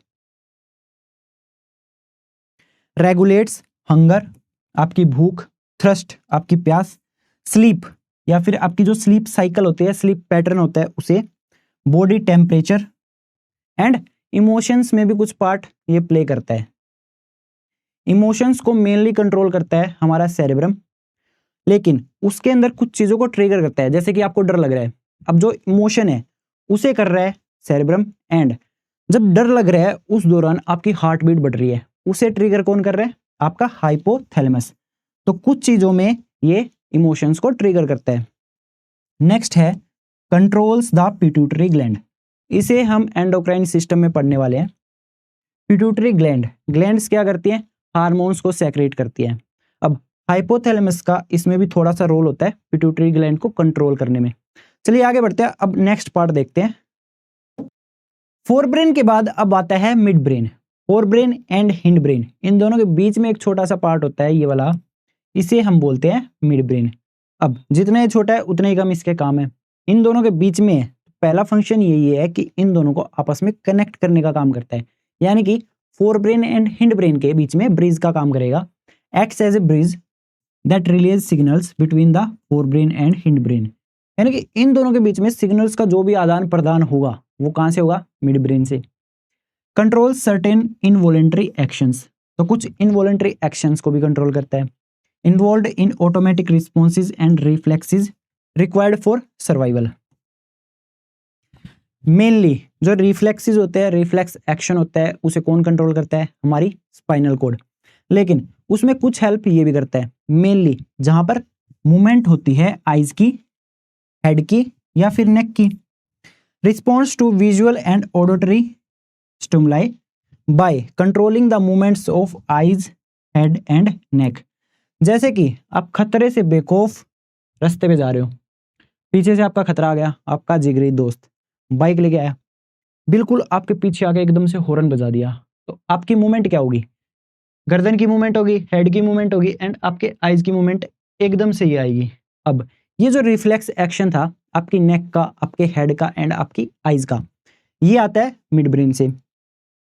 helps in processing sensory information, यानी कि जो सेंस ऑर्गन से इंफॉर्मेशन आती है, हमारी आईज से, हमारे ईयर से। And keeps the body alert, तो सेंसरी जो इंफॉर्मेशन होती है उसको प्रोसेस करता है एंड हमारी बॉडी को अलर्ट एंड अवेयर रखता है, यानी कि आसपास कोई भी खतरा होता है उसके लिए हमारी बॉडी को प्रिपेयर रखता है, अवेयर रखता है, अलर्ट रखता है। चलिए आगे बढ़ते हैं, अब देखते हैं हिंड ब्रेन। अब हमारे ब्रेन का ये सबसे नीचे वाला पार्ट जो स्पाइनल कोड से यहाँ पर कनेक्टेड होता है, इसे हम बोलते हैं हिंड ब्रेन। मोस्टली जितने भी इनवॉलेंटरी एक्शंस होते हैं उन्हें परफॉर्म हिंड ब्रेन करता है एंड वॉलेंटरी एक्शंस को परफॉर्म करता है फोर ब्रेन, ये भी याद रखना। अब इसके भी तीन पार्ट होते हैं। पहला, ये जो ब्लू कलर का पार्ट दिखाई दे रहा है सबसे ऊपर उभरा हुआ पार्ट है, इसे बोलते हैं पोन्स। इसके जस्ट नीचे ये जो ऑरेंज कलर में पार्ट है जो स्पाइनल कोड से यहाँ पर कनेक्टेड होता है, इसे बोलते हैं मेडुला ओब्लोंगाटा, शॉर्ट में मेडुला बोल सकते हो। एंड ये जो गोभी जैसा पार्ट है ग्रीन कलर का, इसे हम बोलते हैं सेरिबेलम। अब इन तीनों के फंक्शंस देखने हैं। सबसे पहले पोन्स। पोन्स के मेनली दो फंक्शन होते हैं। पहला हमारा ब्रीदिंग रेट, दूसरा स्लीपिंग साइकिल को कंट्रोल करना। साथ में हेल्प करता है in relaying signals between different part of the brain. Next है सेरिबेलम। पहला तो ये हमारा बैलेंस मेंटेन करता है, चलते हुए, बाइसाइकिल चलाते हुए या फिर स्कूटर चलाते हुए जो बैलेंस बनाते हैं हम, वो कौन कंट्रोल करता है? सेरिबेलम। दूसरा हमारा पोस्चर बनाता है, चलते हुए, उठते हुए, बैठते हुए आप पोस्चर मेंटेन करते हो, टेढ़े मेढ़े तो नहीं चलते ना, सीधे चलते हो, ये पोस्चर मेंटेन करता है सेरिबेलम। एंड हमारी बॉडी मूवमेंट्स में कोऑर्डिनेशन करता है, controls balance, posture and coordination of the body movements. अब helps in precise timing and smooth execution of movements, यानी कि आप जो काम करते हो, मूवमेंट करते हो, उसके अंदर जो प्रिसीशन है उसे कौन लेके आता है? सेरिबेलम। जैसे कि आपको कोई चीज उठानी है, अब उसको आप कैसे पकड़ोगे, कैसे उठाओगे, उसका जो स्मूथ एग्जीक्यूशन है उसे कौन परफॉर्म करता है? सेरिबेलम। लास्ट है मेडुला ओब्लोंगाटा। जितने भी इंपॉर्टेंट इनवॉलेंटरी एक्शंस होते हैं हमारे सर्वाइवल के, उन्हें परफॉर्म ये करते हैं। Controls involuntary actions like heart beat, breathing, blood pressure, vomiting या फिर स्लाइवेशन। आप खाना खाते हो, जब क्या होता है? स्लाइवा रिलीज होती है, उसे कौन कंट्रोल करता है? यही कंट्रोल करता है medulla. Acts as a vital centre for survival functions, यानी कि जो सर्वाइवल फंक्शन होते हैं उनका सेंटर कौन होता है? यही होता है मेडुला ओब्लोंगाटा। तो चलिए आगे बढ़ते हैं, इन सभी फंक्शंस को अच्छे से लर्न कर लेना। अब अगर हमारे ब्रेन को हम सामने से देखें, यानी कि फ्रंट व्यू से देखें, तो ये दो पार्ट्स में डिवाइडेड होता है, left hemisphere and right hemisphere. And in दोनों को आपस में कनेक्ट करने का काम करता है कॉर्पस कलोजम। ये इन दोनों हेमिस्फीयर को आपस में कनेक्ट करता है, आपको पिंक कलर में दिखाई दे रहा होगा। ये एक नर्व फाइबर्स का गुच्छा होता है और इन दोनों हेमिस्फीयर के बीच में कम्युनिकेशन ब्रिज का काम करता है ताकि दोनों मिलकर काम कर सके। Thick band of nerve fibres present in the brain connects the left and right hemispheres of the cerebrum, acts as a communication bridge between the two hemispheres, allowing both halves of the brains to work together. चलिए आगे बढ़ते हैं, एक और topic करना है वो cover करते हैं। अब हमारा ब्रेन हमारी बॉडी का सीईओ होता है, तो एक कंपनी का सीईओ असिस्टेंट भी रखता है, तो इसकी असिस्टेंट होती है हमारी स्पाइनल कॉर्ड, क्योंकि ये दोनों हमारी बॉडी के सारे फंक्शंस को कंट्रोल करते हैं। अब वो वीआईपी वाला टोरा भी चाहिए, तो इसके लिए अपने साथ रखते तीन बाउंसर्स। इनका सबसे पहला बाउंसर सख्त लोंडा होता है, क्रेनियम, जिसे हम स्कल भी बोलते हैं, हमारी खोपड़ी। ये क्या करती है? ब्रेन को प्रोटेक्ट करती है। और जो स्पाइनल कॉर्ड है इसकी असिस्टेंट, इसे प्रोटेक्ट करने का काम करती है हमारी बैकबोन, जिसे हम वर्टिब्रल कॉलम भी कहते हैं। Bony structure that encloses the spinal cord protects the spinal cord from injury. तो ये जो बैकबोन होती है ये अंदर से खोखली होती है, एक पाइप की तरह होती है, और इसके अंदर प्रेजेंट होती है हमारी स्पाइनल कॉर्ड। तो ये बैकबोन क्या करेगी? इसे प्रोटेक्ट करेगी। और जो स्कल होती है, क्रेनियम, इसे बोनी बॉक्स भी बोलते हैं, hard bony box that surrounds the brain, protects the brain from external injuries. इसके बाद इनका जो सेकंड बाउंसर है वो तीन प्रोटेक्टिव एक्स्ट्रा लेयर्स होती हैं, इन्हें बोलते हैं मेनिंजस। 3 protective membranes covering the brain provide an extra layer of protection and support. अब ये जो बोन है ना, यहां पर इसके अंदर 3 एक्स्ट्रा लेयर्स प्रेजेंट होती हैं, इन्हें हम बोलते हैं मेनिंजस। अब ये यहां पर भी प्रेजेंट होती है एंड स्पाइनल कॉर्ड की प्रोटेक्शन के लिए भी ये प्रेजेंट होती है। यहां पर 1 2 3 ये 3 लेयर्स प्रेजेंट होती हैं।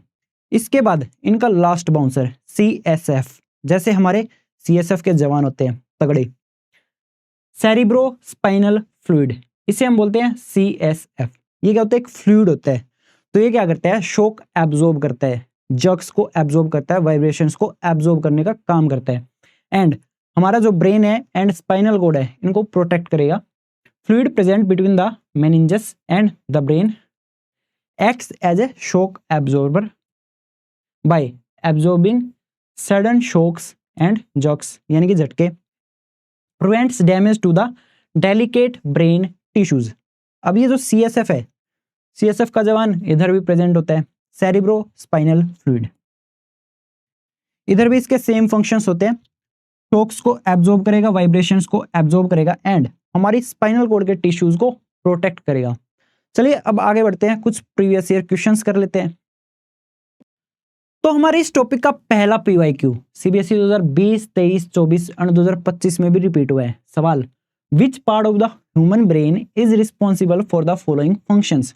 सबसे पहला थिंकिंग, आपके जितने भी सोचने समझने के काम होते हैं, जहां पर इंटेलिजेंस लगती है, ऐसे ऐसे करके सोचते हो ना, वो सारे काम परफॉर्म करता है सेरिब्रम, जो हमारे फोर ब्रेन में होता है। नेक्स्ट है पिकिंग अप ए पेंसिल, तो किसी भी चीज को उठाने में हमारी बॉडी का बैलेंस चाहिए एंड मसल्स का कोऑर्डिनेशन चाहिए, तो इन्हें परफॉर्म करेगा cerebellum. Next, controlling blood pressure, blood pressure क्या है? एक वाइटल सर्वाइवल फंक्शन है, इन्हें कौन परफॉर्म करता है? मेडुला ओब्लोंगाटा, शॉर्ट में मेडुला। नेक्स्ट, कंट्रोलिंग हंगर, तो आपकी जो भूख है, आपकी प्यास है, बार बार जो आपको तलब लगती है ना टेस्टी टेस्टी खाना खाने की, भूख लगी है, उसे परफॉर्म करता है हाइपोथैलेमस। तो हाइपोथैलेमस हमारी भूख, प्यास, हमारा जो बॉडी का टेम्परेचर है, इन सब चीजों को कंट्रोल करता है। चलिए नेक्स्ट क्वेश्चन देखते हैं। तो ये भी एक सेम टाइप का सवाल है, identify which parts of the brain are responsible for the following functions. 2026 में आया था, साथ में 2023 एंड 20 में भी रिपीट हुआ है। सवाल क्या है? पहला, कंट्रोलिंग हार्ट बीट, सी को भी साथ में देखो, रेगुलेटिंग ब्लड प्रेशर। तो ये दोनों क्या है? वाइटल सर्वाइवल फंक्शंस हैं, तो इन्हें कौन परफॉर्म करेगा? मेडुला ओब्लोंगाटा, जो हिंड ब्रेन में होता है। नेक्स्ट है इनेबलिंग थिंकिंग, सोचने समझने का काम कहां से होता है? सेरिब्रम, जो फोर ब्रेन में होता है। नेक्स्ट है मेंटेनिंग पोस्चर एंड बैलेंस, तो इसे परफॉर्म करता है हमारा सेरिबेलम, जो हिंड ब्रेन में होता है। Walking in a straight line and riding a bicycle, 2026 में आया। यहां पर क्या चाहिए? बॉडी का पोस्चर चाहिए एंड बॉडी का बैलेंस भी चाहिए, तो इसे कौन परफॉर्म करेगा? सेरिबेलम, जो हिंड ब्रेन में होता है। चलिए आगे बढ़ते हैं, नेक्स्ट PYQ करते हैं।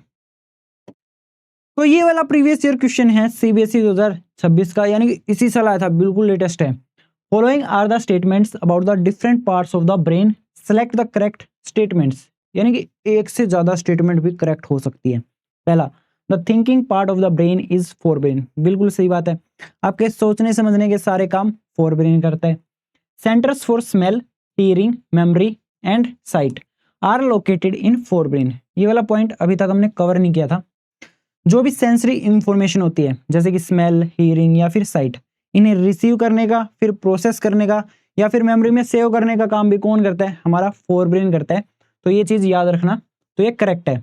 Salivation, vomiting and blood pressure are controlled by medulla in hind brain, तो ये बात भी बिल्कुल सही हुई, इनको हमारा हिंड ब्रेन कंट्रोल करता है, यानी कि मेडुला कंट्रोल करता है। लास्ट है cerebellum does not control posture and balance of the brain, तो ये तो भाई सेरिबेलम भाई के बारे में अफवाह फैलाई जा रही है, इसके झांसे में मत आना, ये बात है गलत।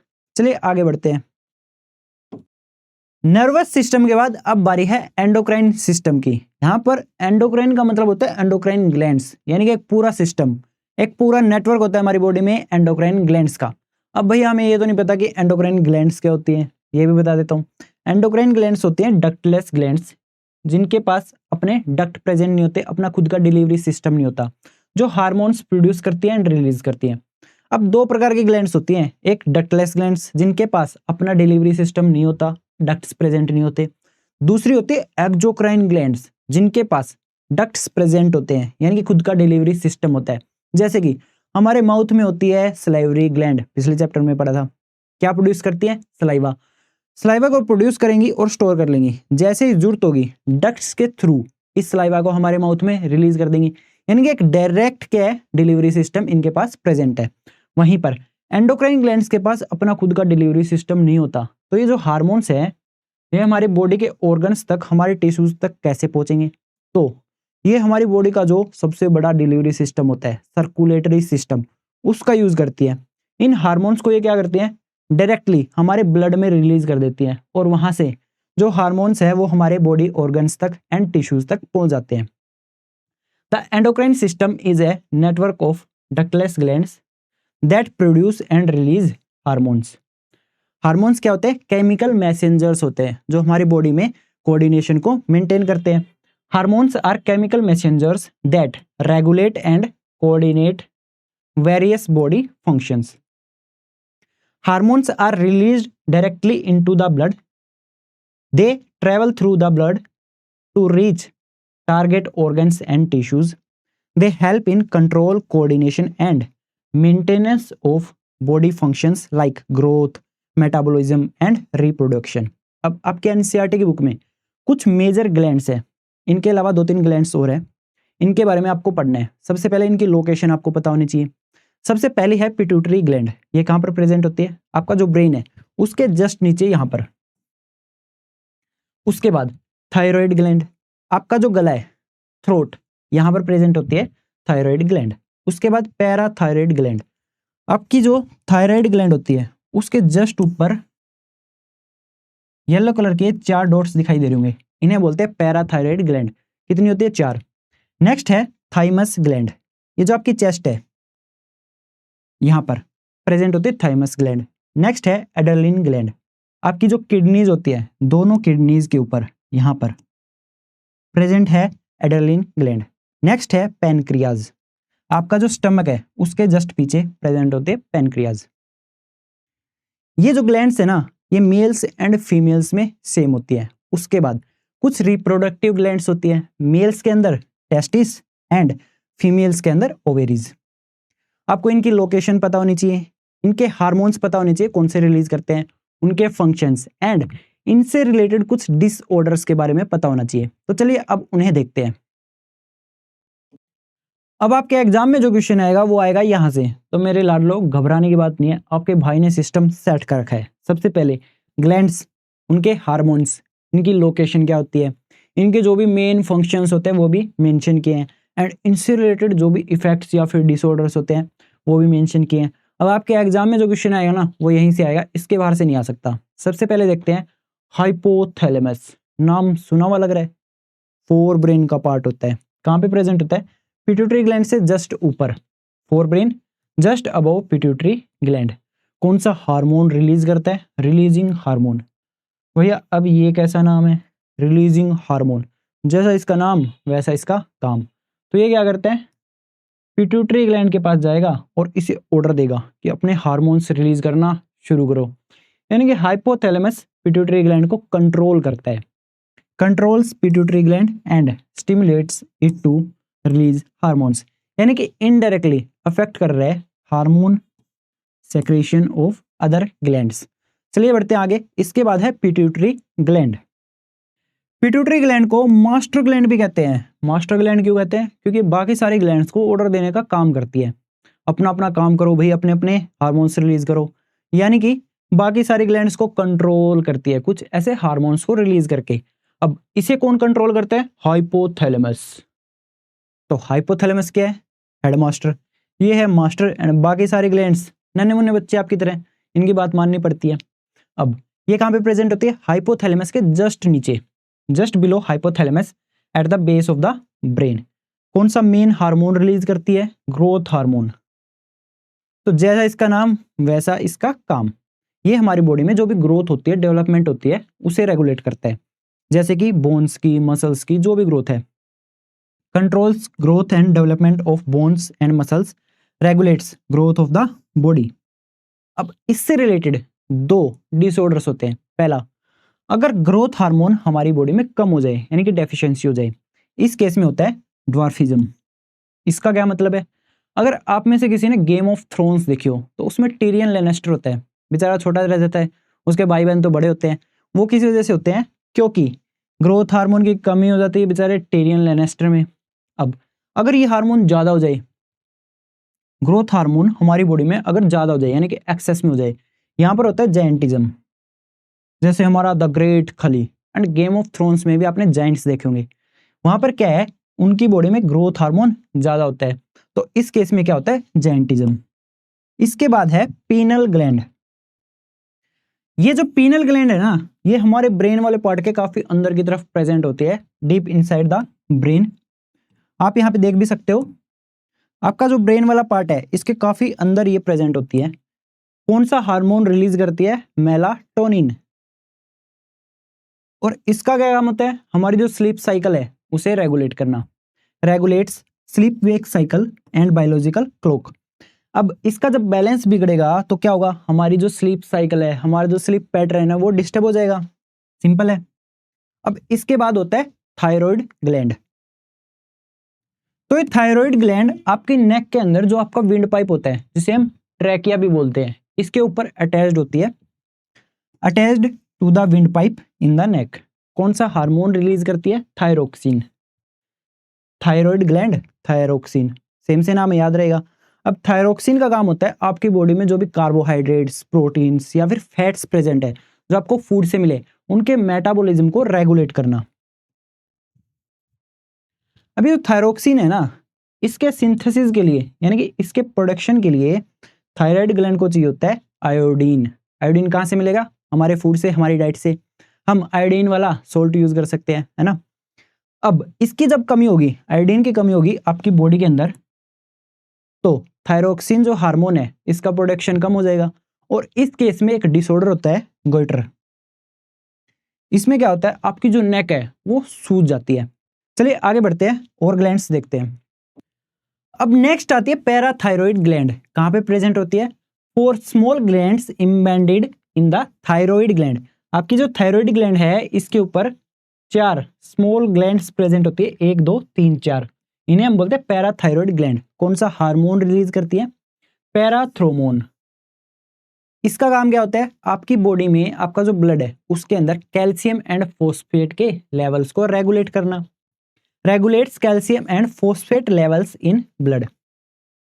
अब इसकी जब कमी होगी तो क्या होगा? आपकी बॉडी के अंदर जो कैल्शियम है उसका बैलेंस खराब हो जाएगा, यानी कि डिस्टर्ब हो जाएगा, या फिर फॉस्फेट का लेवल डिस्टर्ब हो जाएगा। नेक्स्ट है थाइमस ग्लैंड। कहां पे प्रेजेंट होती है? आपकी चेस्ट के अपर रीजन में, lower neck and upper chest region. Hormone कौन सा रिलीज करती है? थाइमोसिन, जिसे हम थाइमस हार्मोन भी बोलते हैं। इसका काम क्या होता है? जो आपके टी लिम्फोसाइट्स होते हैं, आपके WBCs होते हैं, उनके मैच्योरेशन में हेल्प करेगी एंड आपकी इम्यूनिटी डेवलप करेगी। Helps maturation of T lymphocytes, यानी कि WBCs डेवलप्स इम्यूनिटी। अब इसकी जब कमी होगी तो क्या होगा? हमारा जो इम्यून रिस्पॉन्स है वो वीक हो जाएगा। इसके बाद नेक्स्ट है पैनक्रियाज। पैनक्रियाज आपका जो स्टमक है, इसका जो नीचे वाला हिस्सा है, इसके पीछे की तरफ प्रेजेंट होता है, below and behind the stomach. 2 hormones release करता है, इंसुलिन एंड ग्लूकागोन, जो आपकी बॉडी में ब्लड शुगर लेवल्स को मेंटेन करते हैं। अब इंसुलिन आपका जो ब्लड शुगर लेवल है इसे कम करेगा, और ग्लूकागोन आपका जो ब्लड शुगर लेवल है इसे हाई करेगा। Insulin lowers blood sugar level, glucagon raises blood sugar level. अगर आपकी बॉडी में डेफिशिएंसी हो जाए इंसुलिन की, इस केस में आपको हो जाती है डायबिटीज। इसके बाद हमारी नेक्स्ट ग्लैंड है अड्रीनल ग्लैंड्स। कहाँ प्रेजेंट होती हैं? आपकी दोनों किडनीज के ऊपर एक एक ग्लैंड प्रेजेंट होती है, on top of both kidneys. ऐसा लगता है कि आपकी दोनों किडनीज ने बर्थडे कैप पहन रखी है। इस तरह से दोनों किडनीज के ऊपर एक एक जो बर्थडे कैप दिखाई दे रही है, ये होती है अड्रीनल ग्लैंड्स। कौन सा हार्मोन रिलीज करती है ये वाली ग्लैंड्स? Adrenaline hormone. इसे इमरजेंसी हार्मोन भी बोलते हैं क्योंकि ये हमारी बॉडी को इमरजेंसी सिचुएशंस के लिए प्रिपेयर करता है। Emergency hormone prepares body for stress and danger. तो ये हार्मोन क्या प्रोड्यूस करते हैं? फाइट और फाइट रिस्पॉन्स। चलिए आगे बढ़ते हैं, कुछ और ग्लैंड्स देखते हैं। अभी तक हमने जो भी ग्लैंड्स पढ़ी वो मेल एंड फीमेल के अंदर सेम होती हैं। अब मेल्स एंड फीमेल्स के अंदर दो अलग अलग रिप्रोडक्टिव ग्लैंड्स होती हैं। मेल्स के अंदर प्रेजेंट होते हैं टेस्टिस, जो सिर्फ मेल्स के अंदर ही प्रेजेंट होते हैं और हार्मोन रिलीज करते हैं टेस्टोस्टेरोन। टेस्टोस्टेरोन्स का क्या काम होता है? मेल्स के अंदर जो सेक्स ऑर्गन्स हैं उन्हें डेवलप करना एंड सेकेंडरी सेक्सुअल कैरेक्टर्स को डेवलप करना, जैसे कि उनकी आवाज भारी होती है, डीप वॉइस, दाढ़ी एंड मूछें आती हैं, या फिर बॉडी हेयर्स, जैसे कि आपकी चेस्ट पे बाल आते हैं, अंडर आर्म्स में बाल आते हैं, यहाँ वहाँ पता नहीं कहाँ कहाँ बाल आते हैं, तो वो सब टेस्टोस्टेरोन की वजह से होते हैं। अब इसकी कमी होगी तो आपकी जो प्यूबर्टी है वो डिले हो जाएगी एंड रिड्यूस्ड मेल कैरेक्टरिस्टिक्स, जो मेल कैरेक्टरिस्टिक्स हैं वो कम होंगी, दाढ़ी लेट आएगी। अब इसके बाद जो फीमेल्स के अंदर रिप्रोडक्टिव ग्लैंड्स होती हैं उनका नाम होता है ओवेरीज, जो सिर्फ फीमेल्स के अंदर प्रेजेंट होती हैं। कौन से हार्मोन्स रिलीज करती हैं? दो हार्मोन्स रिलीज करती हैं। पहला है ईस्ट्रोजन, जो फीमेल्स के अंदर उनके sex organs and secondary sexual characters को डेवलप करता है, जैसे कि ब्रेस्ट डेवलपमेंट, फेमिनिन वॉइस या मेंस्ट्रुअल साइकिल। इसकी कमी से क्या होगा? डिलेड प्यूबर्टी, प्यूबर्टी लेट होगी एंड रिप्रोडक्टिव इश्यूज, जैसे कि पीसीओडी। अब सेकंड हार्मोन है प्रोजेस्टेरोन। इसका क्या काम होता है? फीमेल्स के अंदर प्रेगनेंसी को मेंटेन करना, prepares uterus for implantation and helps maintain pregnancy. इसकी कमी से क्या होगा? प्रेगनेंसी को मेंटेन करने में डिफिकल्टी होगी। चलिए आगे बढ़ते हैं, अब नेक्स्ट टॉपिक शुरू करते हैं। अब हमारी बॉडी में कौन हार्मोन्स को प्रोड्यूस करता है एंड रिलीज करता है ये तो हमें पता लग गया, लेकिन कब करना है, कितनी अमाउंट में करना है, ताकि हमारी बॉडी का माहौल बढ़िया बना रहे, इसे रेगुलेट करता है फीडबैक मैकेनिज्म। तो फीडबैक मैकेनिज्म क्या होता है? Regulates the timing and amount of hormone release and helps maintain normal conditions in the body. जैसे कि एग्जांपल लेते हैं इंसुलिन रेगुलेशन का। आप बहुत ज़्यादा चॉकलेट खा रहे हो और भी खाए जा रहे हो, अब चॉकलेट में होती है शुगर, आपके ब्लड में शुगर लेवल बढ़ जाएगा। इसे डिटेक्ट कौन करेगा? पैनक्रियाज। और पैनक्रियाज आपको और चॉकलेट खाने से रोक लेगा, ऐसा तो हो नहीं सकता। वह आपके मन की चलती, इस बेचारे की ना चलती। इसके हाथ में क्या है? हार्मोन्स को रिलीज करना। ये क्या करेगा? वापस से नॉर्मल कंडीशंस लाने के लिए मोर इंसुलिन रिलीज्ड, ज्यादा इंसुलिन बनाना शुरू कर देगा और रिलीज करेगा। इंसुलिन क्या करता है? ब्लड शुगर लेवल को कम करता है। अब क्या होगा? आपका जो ब्लड का शुगर लेवल है वो वापस से कम हो जाएगा और नॉर्मल हो जाएगा। जैसे ही नॉर्मल होगा, ये वापस से जो इंसुलिन का प्रोडक्शन है उसे कम कर देगा और नॉर्मल कर देगा। अब नॉर्मल कंडीशंस आपके शरीर में वापस मेंटेन हो जाएंगी। चलिए आगे बढ़ते हैं, अब कुछ प्रीवियस ईयर क्वेश्चंस करते हैं। तो ये प्रीवियस ईयर क्वेश्चन है सीबीएसई 2020, 2023, 2024 एंड 2025 का। सवाल है विच gland secrets thyroxine and what is it's main function. तो थायरोक्सिन को कौन प्रोड्यूस करता है? Thyroid gland. और इसका मेन फंक्शन क्या होता है? हमारी बॉडी में जो कार्बोहाइड्रेट्स, फैट्स एंड प्रोटीन्स होते हैं इनके मेटाबॉलिज्म को रेगुलेट करना।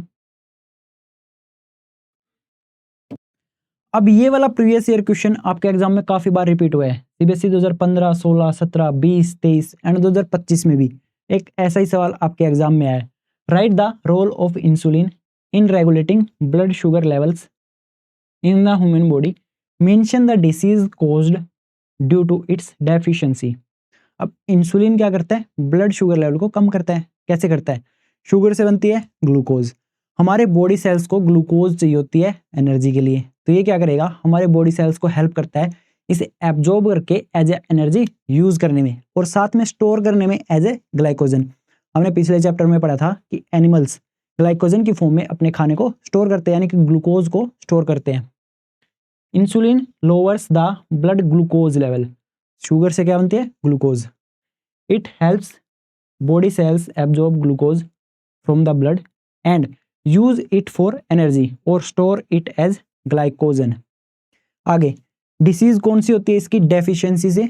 Diabetes, diabetes mellitus. आगे बोल रहा है how is the timing and amount of insulin release in the blood regulated? तो कौन करता है? Feedback mechanism. जब हमारे शरीर में ब्लड ग्लूकोज लेवल्स इंक्रीज होंगे तो ज़्यादा इंसुलिन रिलीज होगा, और जब ब्लड ग्लूकोज लेवल कम होंगे तो कम इंसुलिन रिलीज होगा। यानी कि हमारे ब्लड में कितना ग्लूकोज लेवल है, शुगर लेवल है, उसके हिसाब से क्या होता है? टाइमिंग एंड अमाउंट डिपेंड करती है, यानी कि रेगुलेट होती है। चलिए आगे बढ़ते हैं नेक्स्ट PYQ। जब मैं आपको ये बोलता हूं कि ये वाला सवाल इन सब ईयर्स में रिपीट हुआ था तो इसका मतलब आखिर क्या होता है, यही समझाने के लिए मैंने आपके लिए ये वाली स्लाइड बनाई है। अब ये जो सवाल है ये डिफरेंट लैंग्वेज में इन सब ईयर्स में पूछा गया है। यहाँ पर जो पहला सवाल है वो CBSE 2020, 23 एंड 24 में है, एंड सेकंड वाली जो लैंग्वेज है ये आई है 2025 में, एंड ये जो लास्ट वाली लैंग्वेज है ये आई है 2026 में, यानी कि लेटेस्ट है। अब मैं इनमें से जो लेटेस्ट वाली अच्छी लैंग्वेज है वो उठाऊंगा एंड इन सब ईयर्स को यहाँ पर कंबाइन करके लिख दूंगा। तो सबसे पहले देखते हैं कि CBSE 2020, 23 एंड 24 में यही सवाल कैसे पूछा गया है। What hormone is secreted by the adrenal gland during stressful situations, and what are 3 responses that the body exhibits when this hormone is released into the blood? अब यही सवाल CBSE 2025 में कैसे पूछा गया है। Hormone X is secreted into the blood when a person is under a scary situation, या फिर emergency situation, कुछ भी लिखा हो सकता है। Identify hormone X and the gland that secretes it. Explain its role in dealing with scary or emergency situations. अब 2026 में यही सवाल कैसे पूछा गया है। Adrenal gland is also known as the stress gland of the body. Give reason. अब इनके आंसर्स ना लगभग सेम ही होंगे। किस ग्लैंड की बात हो रही है? Adrenal gland. कौन सा हार्मोन ये ग्लैंड रिलीज करती है, जिसे हम इमरजेंसी हार्मोन भी बोलते हैं? एड्रेनालिन हार्मोन, जो हमारा हार्मोन X भी है, जो क्वेश्चन नंबर 2 में पूछा गया है, जिसे हम बोलते हैं इमरजेंसी हार्मोन या फिर फाइट और flight hormone during stressful situations. अब ये क्या करता है? हमारा जो हार्ट बीट का रेट है वो बढ़ा देता है, यानी कि हमारे हार्ट में ब्लड का फ्लो बढ़ा देता है, हमारा हार्ट रेट बढ़ जाएगा, एंड जो ब्लड है वो इंक्रीज हो जाता है, ब्लड का जो फ्लो है वो इंक्रीज हो जाता है हमारी स्केलेटल मसल्स के अंदर, ताकि जो भी एक्शन लेना है वो हम क्विकली ले सकें। एंड जो ब्लड की सप्लाई है वो कम हो जाती है कहाँ पे? जैसे कि हमारा डाइजेस्टिव सिस्टम, जहां पर ब्लड की जरूरत इतनी नहीं है इमरजेंसी सिचुएशन में। डाइजेस्टिव सिस्टम और स्किन। एंड कहाँ पहुंच जाता है? हमारे इंपॉर्टेंट ऑर्गन्स के पास, जैसे कि हमारी मसल। अगर फाइट करनी है किसी से तो किसकी जरूरत पड़ेगी? हमारी मसल्स की ना। तो ये जो हार्मोन है ये क्या करता है? हमारी बॉडी को प्रिपेयर करता है to face fear, stress and emergencies quickly and effectively. चलिए आगे बढ़ते हैं, नेक्स्ट क्वेश्चन करते हैं। तो ये PYQ है CBSE 2020, 23 एंड 2024 का। Where is the thyroid gland located in the human body? तो लोकेशन भी पूछता है। Name the hormone created by it and explain its function. सबसे पहले इसकी location, front of the neck, windpipe से attached and just below the larynx, जो आपका वॉइस बॉक्स होता है। कौन सा हार्मोन रिलीज करती है? थायरोक्सिन। थायरोक्सिन का फंक्शन क्या होता है? Regulates the metabolism of carbohydrates, proteins and fats. Part 2 में पूछ रहा है व्हाट इज हाइपोथायरॉयडिज्म। तो ये क्या होता है? हाइपो का मतलब होता है कम। थायराइड ग्लैंड जब थायरोक्सिन का प्रोडक्शन कम कर दे due to the deficiency of iodine, तो इसे हम बोलते हैं hypothyroidism. How it can be managed? What dietary changes can help regulate TSH levels? तो हमें क्या करना होगा? आयोडाइज्ड सोल्ट लेंगे एंड आयोडीन रिच फूड खाएंगे, तो हमारी जो ये सिचुएशन है ये सोल्व हो जाएगी। अब हाइपोथायरॉयडिज्म के केस में क्या होता है? गोल्टर हो जाता है। इस केस में क्या होता है? आपकी जो नेक है वो सूजी हुई दिखाई देती है। चलिए आगे बढ़ते हैं नेक्स्ट क्वेश्चन पे। अब ये वाला PYQ काफी इंपॉर्टेंट है, तो ध्यान से देखना। CBSE 2025 एंड 26 में भी आया था, यानी कि इस साल भी आया है। State 2 limitations of electrical impulses. तो इलेक्ट्रिकल इम्पल्सिस की भी यहाँ पर बात हुई है। In multicellular organisms, why is chemical communication chemical communication यानी कि हार्मोन्स वाला कम्युनिकेशन। हार्मोन्स क्या होते हैं? केमिकल मैसेंजर्स होते हैं। Better than electrical impulses as a means of communication between cells in multicellular organisms. तो सबसे पहले इलेक्ट्रिकल इम्पल्सिस फास्ट तो होती हैं, लेकिन इनकी रेंज कम होती है क्योंकि ये वहीं तक पहुंच सकती हैं जहां पर नर्वस टिश्यूज प्रेजेंट हो। Electrical impulses can reach only those cells that are connected through nervous tissue. दूसरा, एक बार इलेक्ट्रिकल इम्पल्स को ट्रांसमिट करने के बाद इन्हें क्या चाहिए होता है? रिकवरी एंड रीसेट टाइम चाहिए होता है। After transmitting an impulse, nervous requires a recovery reset time before sending another signal. अब जो केमिकल कम्युनिकेशन होता है, हार्मोन्स वाला कम्युनिकेशन, वो बेटर क्यों होता है? एक तो इसकी रेंज ज़्यादा होती है, वाइडर रीच, क्योंकि हार्मोन्स कहाँ से ट्रेवल करते हैं? हमारी ब्लड स्ट्रीम से, तो हमारी बॉडी के हर एक सेल तक पहुंच सकते हैं। दूसरा, लॉन्ग लास्टिंग इफेक्ट्स होते हैं। Chemical signals act for a longer duration than electrical impulses.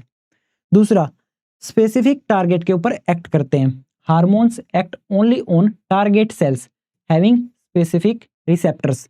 तो ये ध्यान से देख लेना और याद कर लेना इस क्वेश्चन को। चलिए आगे बढ़ते हैं, नेक्स्ट टॉपिक शुरू करते हैं। अब हम शुरू करने जा रहे हैं control and coordination in plants. लेकिन प्लांट्स के अंदर कंट्रोल एंड कोऑर्डिनेशन एनिमल्स से जरा हटके होता है। कैसे होता है? एक तो दोनों ही इलेक्ट्रिकल एंड केमिकल सिग्नल्स का यूज करते हैं अपने कंट्रोल एंड कोऑर्डिनेशन के लिए। ये तो इनकी कॉमन बात होगी, तो इनमें अलग क्या है? एनिमल्स के अंदर स्पेशल टिश्यूज होते हैं, स्पेशलाइज्ड टिश्यूज होते हैं for the conduction of information. जैसे कि हमारे नर्वस टिश्यूज, हमारे सिग्नल्स कहाँ से मूव करते हैं? न्यूरॉन से होते हुए। न्यूरॉन क्या है? सेल है। अब जो नर्वस टिश्यूज है वो न्यूरॉन से बने हैं। अब नर्वस टिश्यूज से यानी कि हमारे नर्वस सिस्टम के अंदर ये सिग्नल्स मूव करते हैं और एक पार्ट से दूसरे पार्ट में पहुंच जाते हैं। लेकिन जो प्लांट्स हैं इनके पास ऐसे कोई भी स्पेशलाइज्ड टिश्यूज नहीं है। तो यहाँ पर क्या होता है?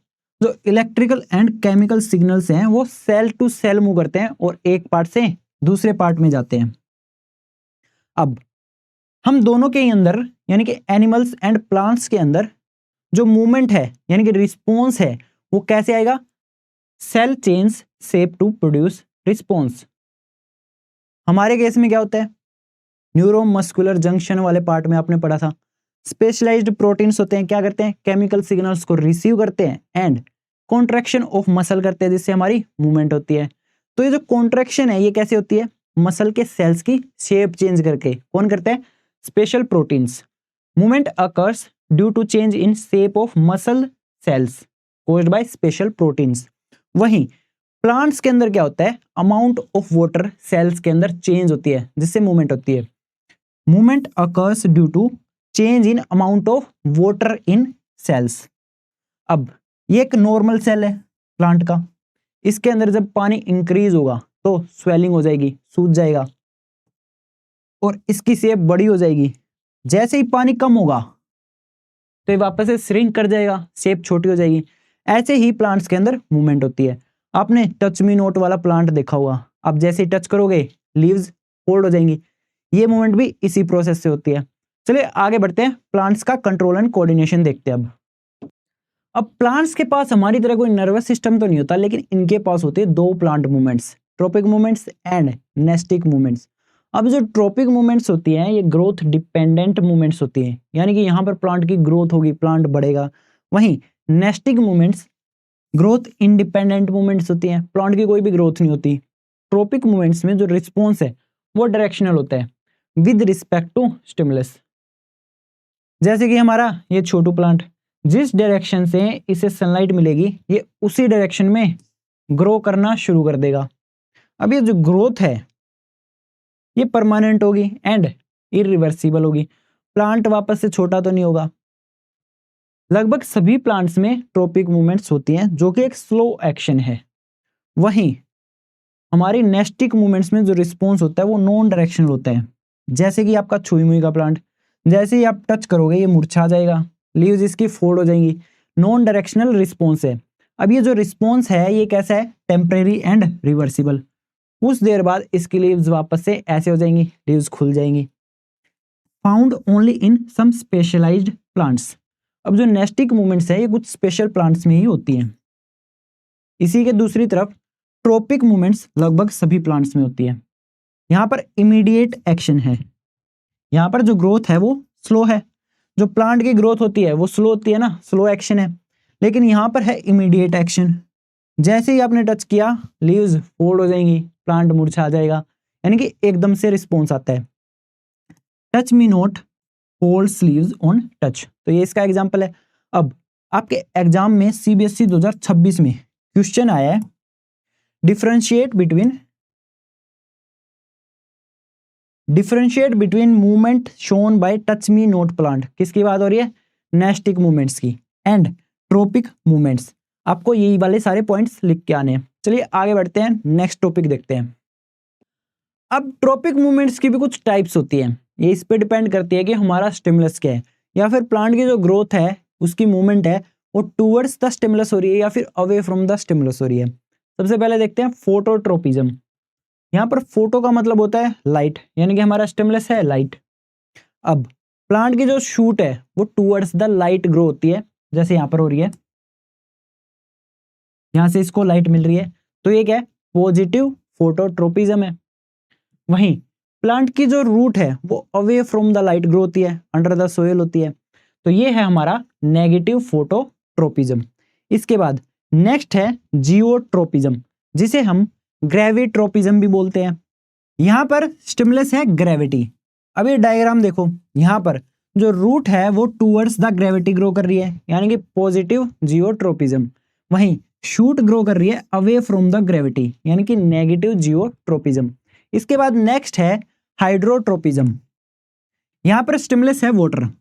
अब ये डायग्राम देखो, यहाँ पर जो प्लांट की रूट्स है ना वो टूवर्ड्स द वाटर ग्रो कर रही हैं, तो ये क्या है? Positive hydrotropism. यहीं अगर प्लांट की roots away from the water grow करना शुरू कर दें तो ये है नेगेटिव हाइड्रोट्रोपिज्म। इसके बाद नेक्स्ट है हमारा केमोट्रोपिज्म। यहाँ पर स्टिमुलस है केमिकल्स, जैसे कि प्लांट के मेल पार्ट्स, पोलन ट्यूब, ये ग्रो करते हैं प्लांट के फीमेल पार्ट की तरफ, यानी कि ओव्यूल की तरफ फर्टिलाइजेशन के लिए, तो इसे हम बोलेंगे पॉजिटिव केमोट्रोपिज्म। वहीं अगर किसी हार्मफुल केमिकल से प्लांट अवे ग्रो कर रहा है तो इसे बोलेंगे नेगेटिव ट्रोपिज्म। इसके बाद नेक्स्ट हमारा है थिग्मोट्रोपिज्म। यहाँ पर स्टिमुलस है कॉन्टैक्ट या फिर टच। आपने क्लाइंबर्स देखे होंगे जिन्हें हम बेल बोलते हैं, इन्हें एक सपोर्ट देंगे तो इसके राउंड कोइल्स बनाते हुए ऊपर चढ़ जाते हैं, तो ये क्या है? पॉजिटिव थिग्मोट्रोपिज्म है। Tendrils grow towards sport and coils around it. अगर किसी टच या कॉन्टैक्ट से प्लांट अवे ग्रो कर रहा है तो इसे हम बोलेंगे नेगेटिव थिग्मोट्रोपिज्म। तो आपको ये 5 तरह की ट्रोपिक मूवमेंट्स याद करनी है। चलिए आगे बढ़ते हैं नेक्स्ट टॉपिक पे। अब नेस्टिक मूवमेंट्स के भी 2 टाइप्स होते हैं। पहला थिग्मोनेस्टी, नाम से ही पता लग रहा है, थिग्मो यानी कि टच। यहाँ पर स्टिमुलस है टच। इसका एग्जांपल मैं आपको पहले ही दे चुका हूँ, छुई का पौधा टच मी नॉट प्लांट, जिसे मिमोसा पुदिका भी बोलते हैं। जैसे ही आप इसे टच करोगे इसकी लीव्स फोल्ड हो जाएंगी अपने आप को प्रोटेक्ट करने के लिए, यानी कि टच सेंसिटिव है। नेक्स्ट टाइप है फोटोनेस्टी। यहाँ पर भी नाम से ही पता लग रहा है, फोटो यानी कि लाइट, स्टिमुलस होगा लाइट। अब कुछ जो प्लांट्स के फ्लावर्स होते हैं वो डे टाइम में ओपन रहेंगे, यानी कि जब लाइट मिल रही है, एंड नाइट में बंद हो जाएंगे जब लाइट नहीं मिल रही है, जैसे कि डेंडेलिन एंड ट्यूलिप। और कुछ पौधों के जो प्लांट्स होते हैं ना वो डे टाइम में बंद हो जाते हैं जब लाइट होती है, एंड रात में खुल जाते हैं जब लाइट नहीं होती। Evening promise and moon flower. तो आपको ये एग्जांपल्स याद रखने हैं। चलिए आगे बढ़ते हैं, अब कुछ प्रीवियस ईयर क्वेश्चंस करते हैं। तो ये प्रीवियस ईयर क्वेश्चन है सीबीएसई 2026 का। सवाल है, why is hydrotropism important for plants. Plants के लिए हाइड्रोट्रोपिज्म जरूरी क्यों होता है, इंपॉर्टेंट क्यों होता है। सबसे पहले समझते हैं कि हाइड्रोट्रोपिज्म होता क्या है। प्लांट की जो रूट्स होती है इनकी डायरेक्शनल ग्रोथ टुवर्ड्स वाटर, यानी कि यहाँ पर स्टिमुलस होगा water. Hydrotropism is the directional growth of plant roots towards water. अब ये डायग्राम देखो, यहाँ पर वाटर नीचे की तरफ प्रेजेंट है, यानी कि इसके कॉन्टेक्ट में ये जो सोइल है इसमें हाई मॉइस्चर कंटेंट होगा, यानी कि हाई मॉइस्चर वाली सोइल होगी, ज़्यादा नमी वाली सोइल होगी। तो हमारा जो प्लांट है इसकी रूट्स डाउनवर्ड डायरेक्शन में स्ट्रेट ग्रो करेंगे। वहीं दूसरी तरफ वाटर सोर्स साइड में प्रेजेंट है पोरस क्ले पॉट। पोरस है यानी कि इसमें से पानी थोड़ा थोड़ा सोइल के अंदर निकलता रहेगा, यानी कि हाई मॉइस्चर कंटेंट, ज़्यादा नमी वाली सोइल अब इस तरफ होगी, इस तरफ ड्राई होगी, तो हमारा प्लांट है इसकी रूट्स उसी तरफ बेंड कर जाएंगी ताकि इस पानी को एब्जॉर्ब कर सकें। तो ये क्या है, पॉजिटिव हाइड्रोट्रोपिज्म है। अब इसकी इंपॉर्टेंस पूछी गई है। सबसे पहले helps roots grow towards regions with more water, तो यहाँ पर मोर वाटर नीचे की तरफ है तो इसी तरफ रूट्स को ग्रो करने में हेल्प करेगा। यहाँ पर वाटर उसी तरफ प्रेजेंट है तो उसी तरफ बेंड कर देगा। नेक्स्ट है ensures adequate absorption of water and minerals, तो वाटर एंड मिनरल्स का इनफ अमाउंट में एब्जॉर्प्शन हो, इसमें भी हेल्प करेगा। Helps plant survive during water scarcity, यानी कि जब पानी की कमी होगी तो उसे सर्वाइव करने में हेल्प करता है। Supports proper growth and development of the plant. तो चलिए आगे बढ़ते हैं, नेक्स्ट पीवाईक्यू करते हैं। अभी एक और प्रीवियस ईयर क्वेश्चन है सीबीएसई 2026 का, इंपॉर्टेंट है। How does movement of roots differ from that of shoots in response to gravity and light. अब ग्रेविटी के मामले में क्या होता है, जो रूट्स हैं वो टूवर्ड्स द ग्रेविटी ग्रो करती हैं, यानी कि पॉजिटिव जियोट्रोपिज्म। वहीं प्लांट की जो शूट है वो away from the gravity grow करती है, यानी कि नेगेटिव जियोट्रोपिज्म। और लाइट के मामले में क्या होता है, इसका उल्टा होता है। प्लांट की जो शूट है वो टूवर्ड्स द लाइट ग्रो करती है ताकि लाइट को एब्जॉर्ब कर सके, यानी कि पॉजिटिव फोटोट्रोपिज्म। वहीं जो रूट है वो अवे फ्रॉम द लाइट जाने की कोशिश करती है, अंडर द सोइल ग्रो करती है, तो ये क्या होता है, नेगेटिव फोटोट्रोपिज्म। चलिए आगे बढ़ते हैं, एक और प्रीवियस ईयर क्वेश्चन करते हैं। तो ये पीवाईक्यू है सीबीएसई 2019, 20, 22 एंड 2025 का। सवाल क्या है, leaves of the sensitive plant mimosa pudica, हमारा छुई मुई का पौधा, touch me not plant, move very quickly in response to touch. How is this stimulus of touch communicated and explain how the movement takes place. अब plants के पास हमारी तरह कोई नर्वस सिस्टम तो होता नहीं। अब इसका जो स्टिमुलस है, यानी कि टच का जो स्टिमुलस है, वो कैसे मूव करेगा, सेल टू सेल मूव करेगा। और जब ये बेस में पहुंचेगा लीफलेट्स के, तब क्या होगा, एकदम से वो क्या करेंगे, अपना वाटर लूज कर देंगे और श्रिंक हो जाएंगे। These cells rapidly loose water and become less turgid, यानी कि लेस स्वोलन। और इसके रिजल्ट में क्या होगा, लीव्स फोल्ड हो जाएंगी। As a result the leaflets fold. अब ये मूवमेंट कैसी है, यहाँ पर स्टिमुलस था टच, और कैसी मूवमेंट है, नॉन डायरेक्शनल है, यानी कि नेस्टिक मूवमेंट है। तो ये है थिग्मोनेस्टी मूवमेंट। चलिए आगे बढ़ते हैं, एक और प्रीवियस ईयर क्वेश्चन करते हैं। तो ये प्रीवियस ईयर क्वेश्चन है सीबीएसई 2016, 2024 एंड 2025 का। सवाल है, observe the given figures A and B when छुई मुई मिमोसा पुदिका प्लांट, यानी कि हमारा touch me not plant is touched. Very bad, आपने टच मी नॉट प्लांट को टच कर दिया। इट्स लीव्स फोल्ड, इसकी लीव्स फोल्ड हो जाएंगी। दिस इज ड्यू टू, अभी हमने देखा था कि इन लीफलेट्स के बेस में जो सेल होते हैं वो अपने वाटर को लूज कर देते हैं और लीव्स फोल्ड हो जाती हैं। तो ऑप्शन सी करेक्ट है, change in amount of water in cells. आपने जैसे ही इसे टच किया, टच मी नॉट प्लांट को, जो कि गलत बात है, तो इसकी लीव्स फोल्ड हो जाएंगी क्योंकि इन लीफलेट्स के बेस में जो सेल्स है वो अपने वाटर को लूज कर देंगे और श्रिंक हो जाएंगे। चलिए आगे बढ़ते हैं। अब प्लांट मूवमेंट्स के बाद बारी है प्लांट हार्मोन्स की। हाँ, एनिमल्स की तरह प्लांट्स के पास भी कुछ हार्मोन्स होते हैं जिन्हें हम बोलते हैं फाइटो हार्मोन्स। ये कुछ केमिकल सब्सटेंसेस होते हैं जो बहुत कम मात्रा में बनते हैं, are chemical substances produced in very small amounts that control growth, development and responses in plants. अब ये 4 हार्मोन्स है एंड एक गैस है इथाइलिन, इसका भी कुछ रोल होता है प्लांट की ग्रोथ में, वो भी हमें देखना है। अब इनके आगे लिखा हुआ है जीपी, यानी कि ऐसे हार्मोन्स जो ग्रोथ को प्रमोट करते हैं, प्लांट की डेवलपमेंट एंड ग्रोथ में सपोर्ट करते हैं। इसके आगे लिखा हुआ जीआई, इसका मतलब है ग्रोथ इनहेबिट करते हैं, यानी कि ग्रोथ को स्लो करेंगे। तो ये एक ही है एब्सिसिक एसिड, एबी बोलते हैं इसको। अब सबसे पहले देखते हैं हमारा नंबर 1 वाला हार्मोन ऑक्सीन। इसकी लोकेशन क्या होती है, produced in shoots and root tips. इसका मेन काम क्या होता है, सेल को इलोंगेट करना, यानी कि लंबा करना। Promotes cell elongation in shoots, और ये कंट्रोल करता है फोटोट्रोपिज्म एंड ग्रेविट्रोपिज्म को। ये हम आगे देखेंगे कि कैसे करता है। स्टिमुलेट्स फ्रूट डेवलपमेंट, तो इसमें भी हेल्प करता है। अब यहां से एग्जाम में काफी बार क्वेश्चन आता है, सीबीएसई 2026 क्वेश्चन आया है role of auxin in plant growth. तो आप ये तीनों पॉइंट्स लिख के आ जाओगे। नेक्स्ट हार्मोन देखते हैं, जिब्रेलिन्स। इसका मेन काम होता है प्लांट के स्टेम को बड़ा करना, उसे इलोंगेट करना एंड सीड जर्मिनेशन में भी हेल्प करता है। और इसकी जो कंसंट्रेशन है वो ज़्यादा कहाँ पे होती है, फ्रूट्स एंड सीड्स में, क्योंकि यहाँ पे ग्रोथ की ज़्यादा ज़रूरत होती है। नेक्स्ट है साइटोकाइनिन। यहाँ पर C4 cyto and C4 cell division. तो ये क्या प्रमोट करता है, सेल डिवीजन को। Delays ageing of leaves and flowers, तो फ्लावर एंड लीव्स की एजिंग को भी डिले करता है। नेक्स्ट है एब्सिसिक एसिड, जिसे ABA बोलते हैं। ये क्या है, ग्रोथ इनहिबिटर, यानी कि जो ग्रोथ को स्लो डाउन करता है। ये जब बनता है जब प्लांट स्ट्रेस में होता है, तो इसे बोलते हैं स्ट्रेस हार्मोन। हाँ, प्लांट भी स्ट्रेस में आ जाता है। जैसे आपको ज़्यादा होमवर्क दे देते हैं, अगले दिन टेस्ट भी दे देते हैं, आपको स्ट्रेस हो जाता है ना, उसी तरह प्लांट्स को जब खाना नहीं मिलता, पानी नहीं मिलता, तब ये भी स्ट्रेस में आ जाते हैं बेचारे। अब ये क्या करेंगे, पानी को बचाने के लिए अपने स्टोमेटा को क्लोज करते हैं। वो कौन करेगा, abscisic acid causes stomata to close, maintains dormancy in seeds. Seeds को जर्मिनेट नहीं होने देते, भाई हमारे पास ही खाने पीने की कमी है, तू अभी रुक जा। विल्टिंग ऑफ लीव्स, आपने पतझड़ के मौसम में देखा होगा, प्लांट्स अपनी सारी लीव्स गिरा देते हैं, वो क्या होता है, विल्टिंग ऑफ लीव्स। वो किसका काम होता है, इसी का काम होता है। उसके बाद नेक्स्ट है इथाइलिन। इसका मेन काम होता है आपके जो फ्रूट्स होते हैं उनको पकाना, एंड पकने के बाद वो अपने आप गिर जाते हैं, वो भी इसी का काम होता है। और जो ओल्ड लीव्स होती हैं जिनका टाइम पूरा हो जाता है, वो भी गिरती है इसी की वजह से।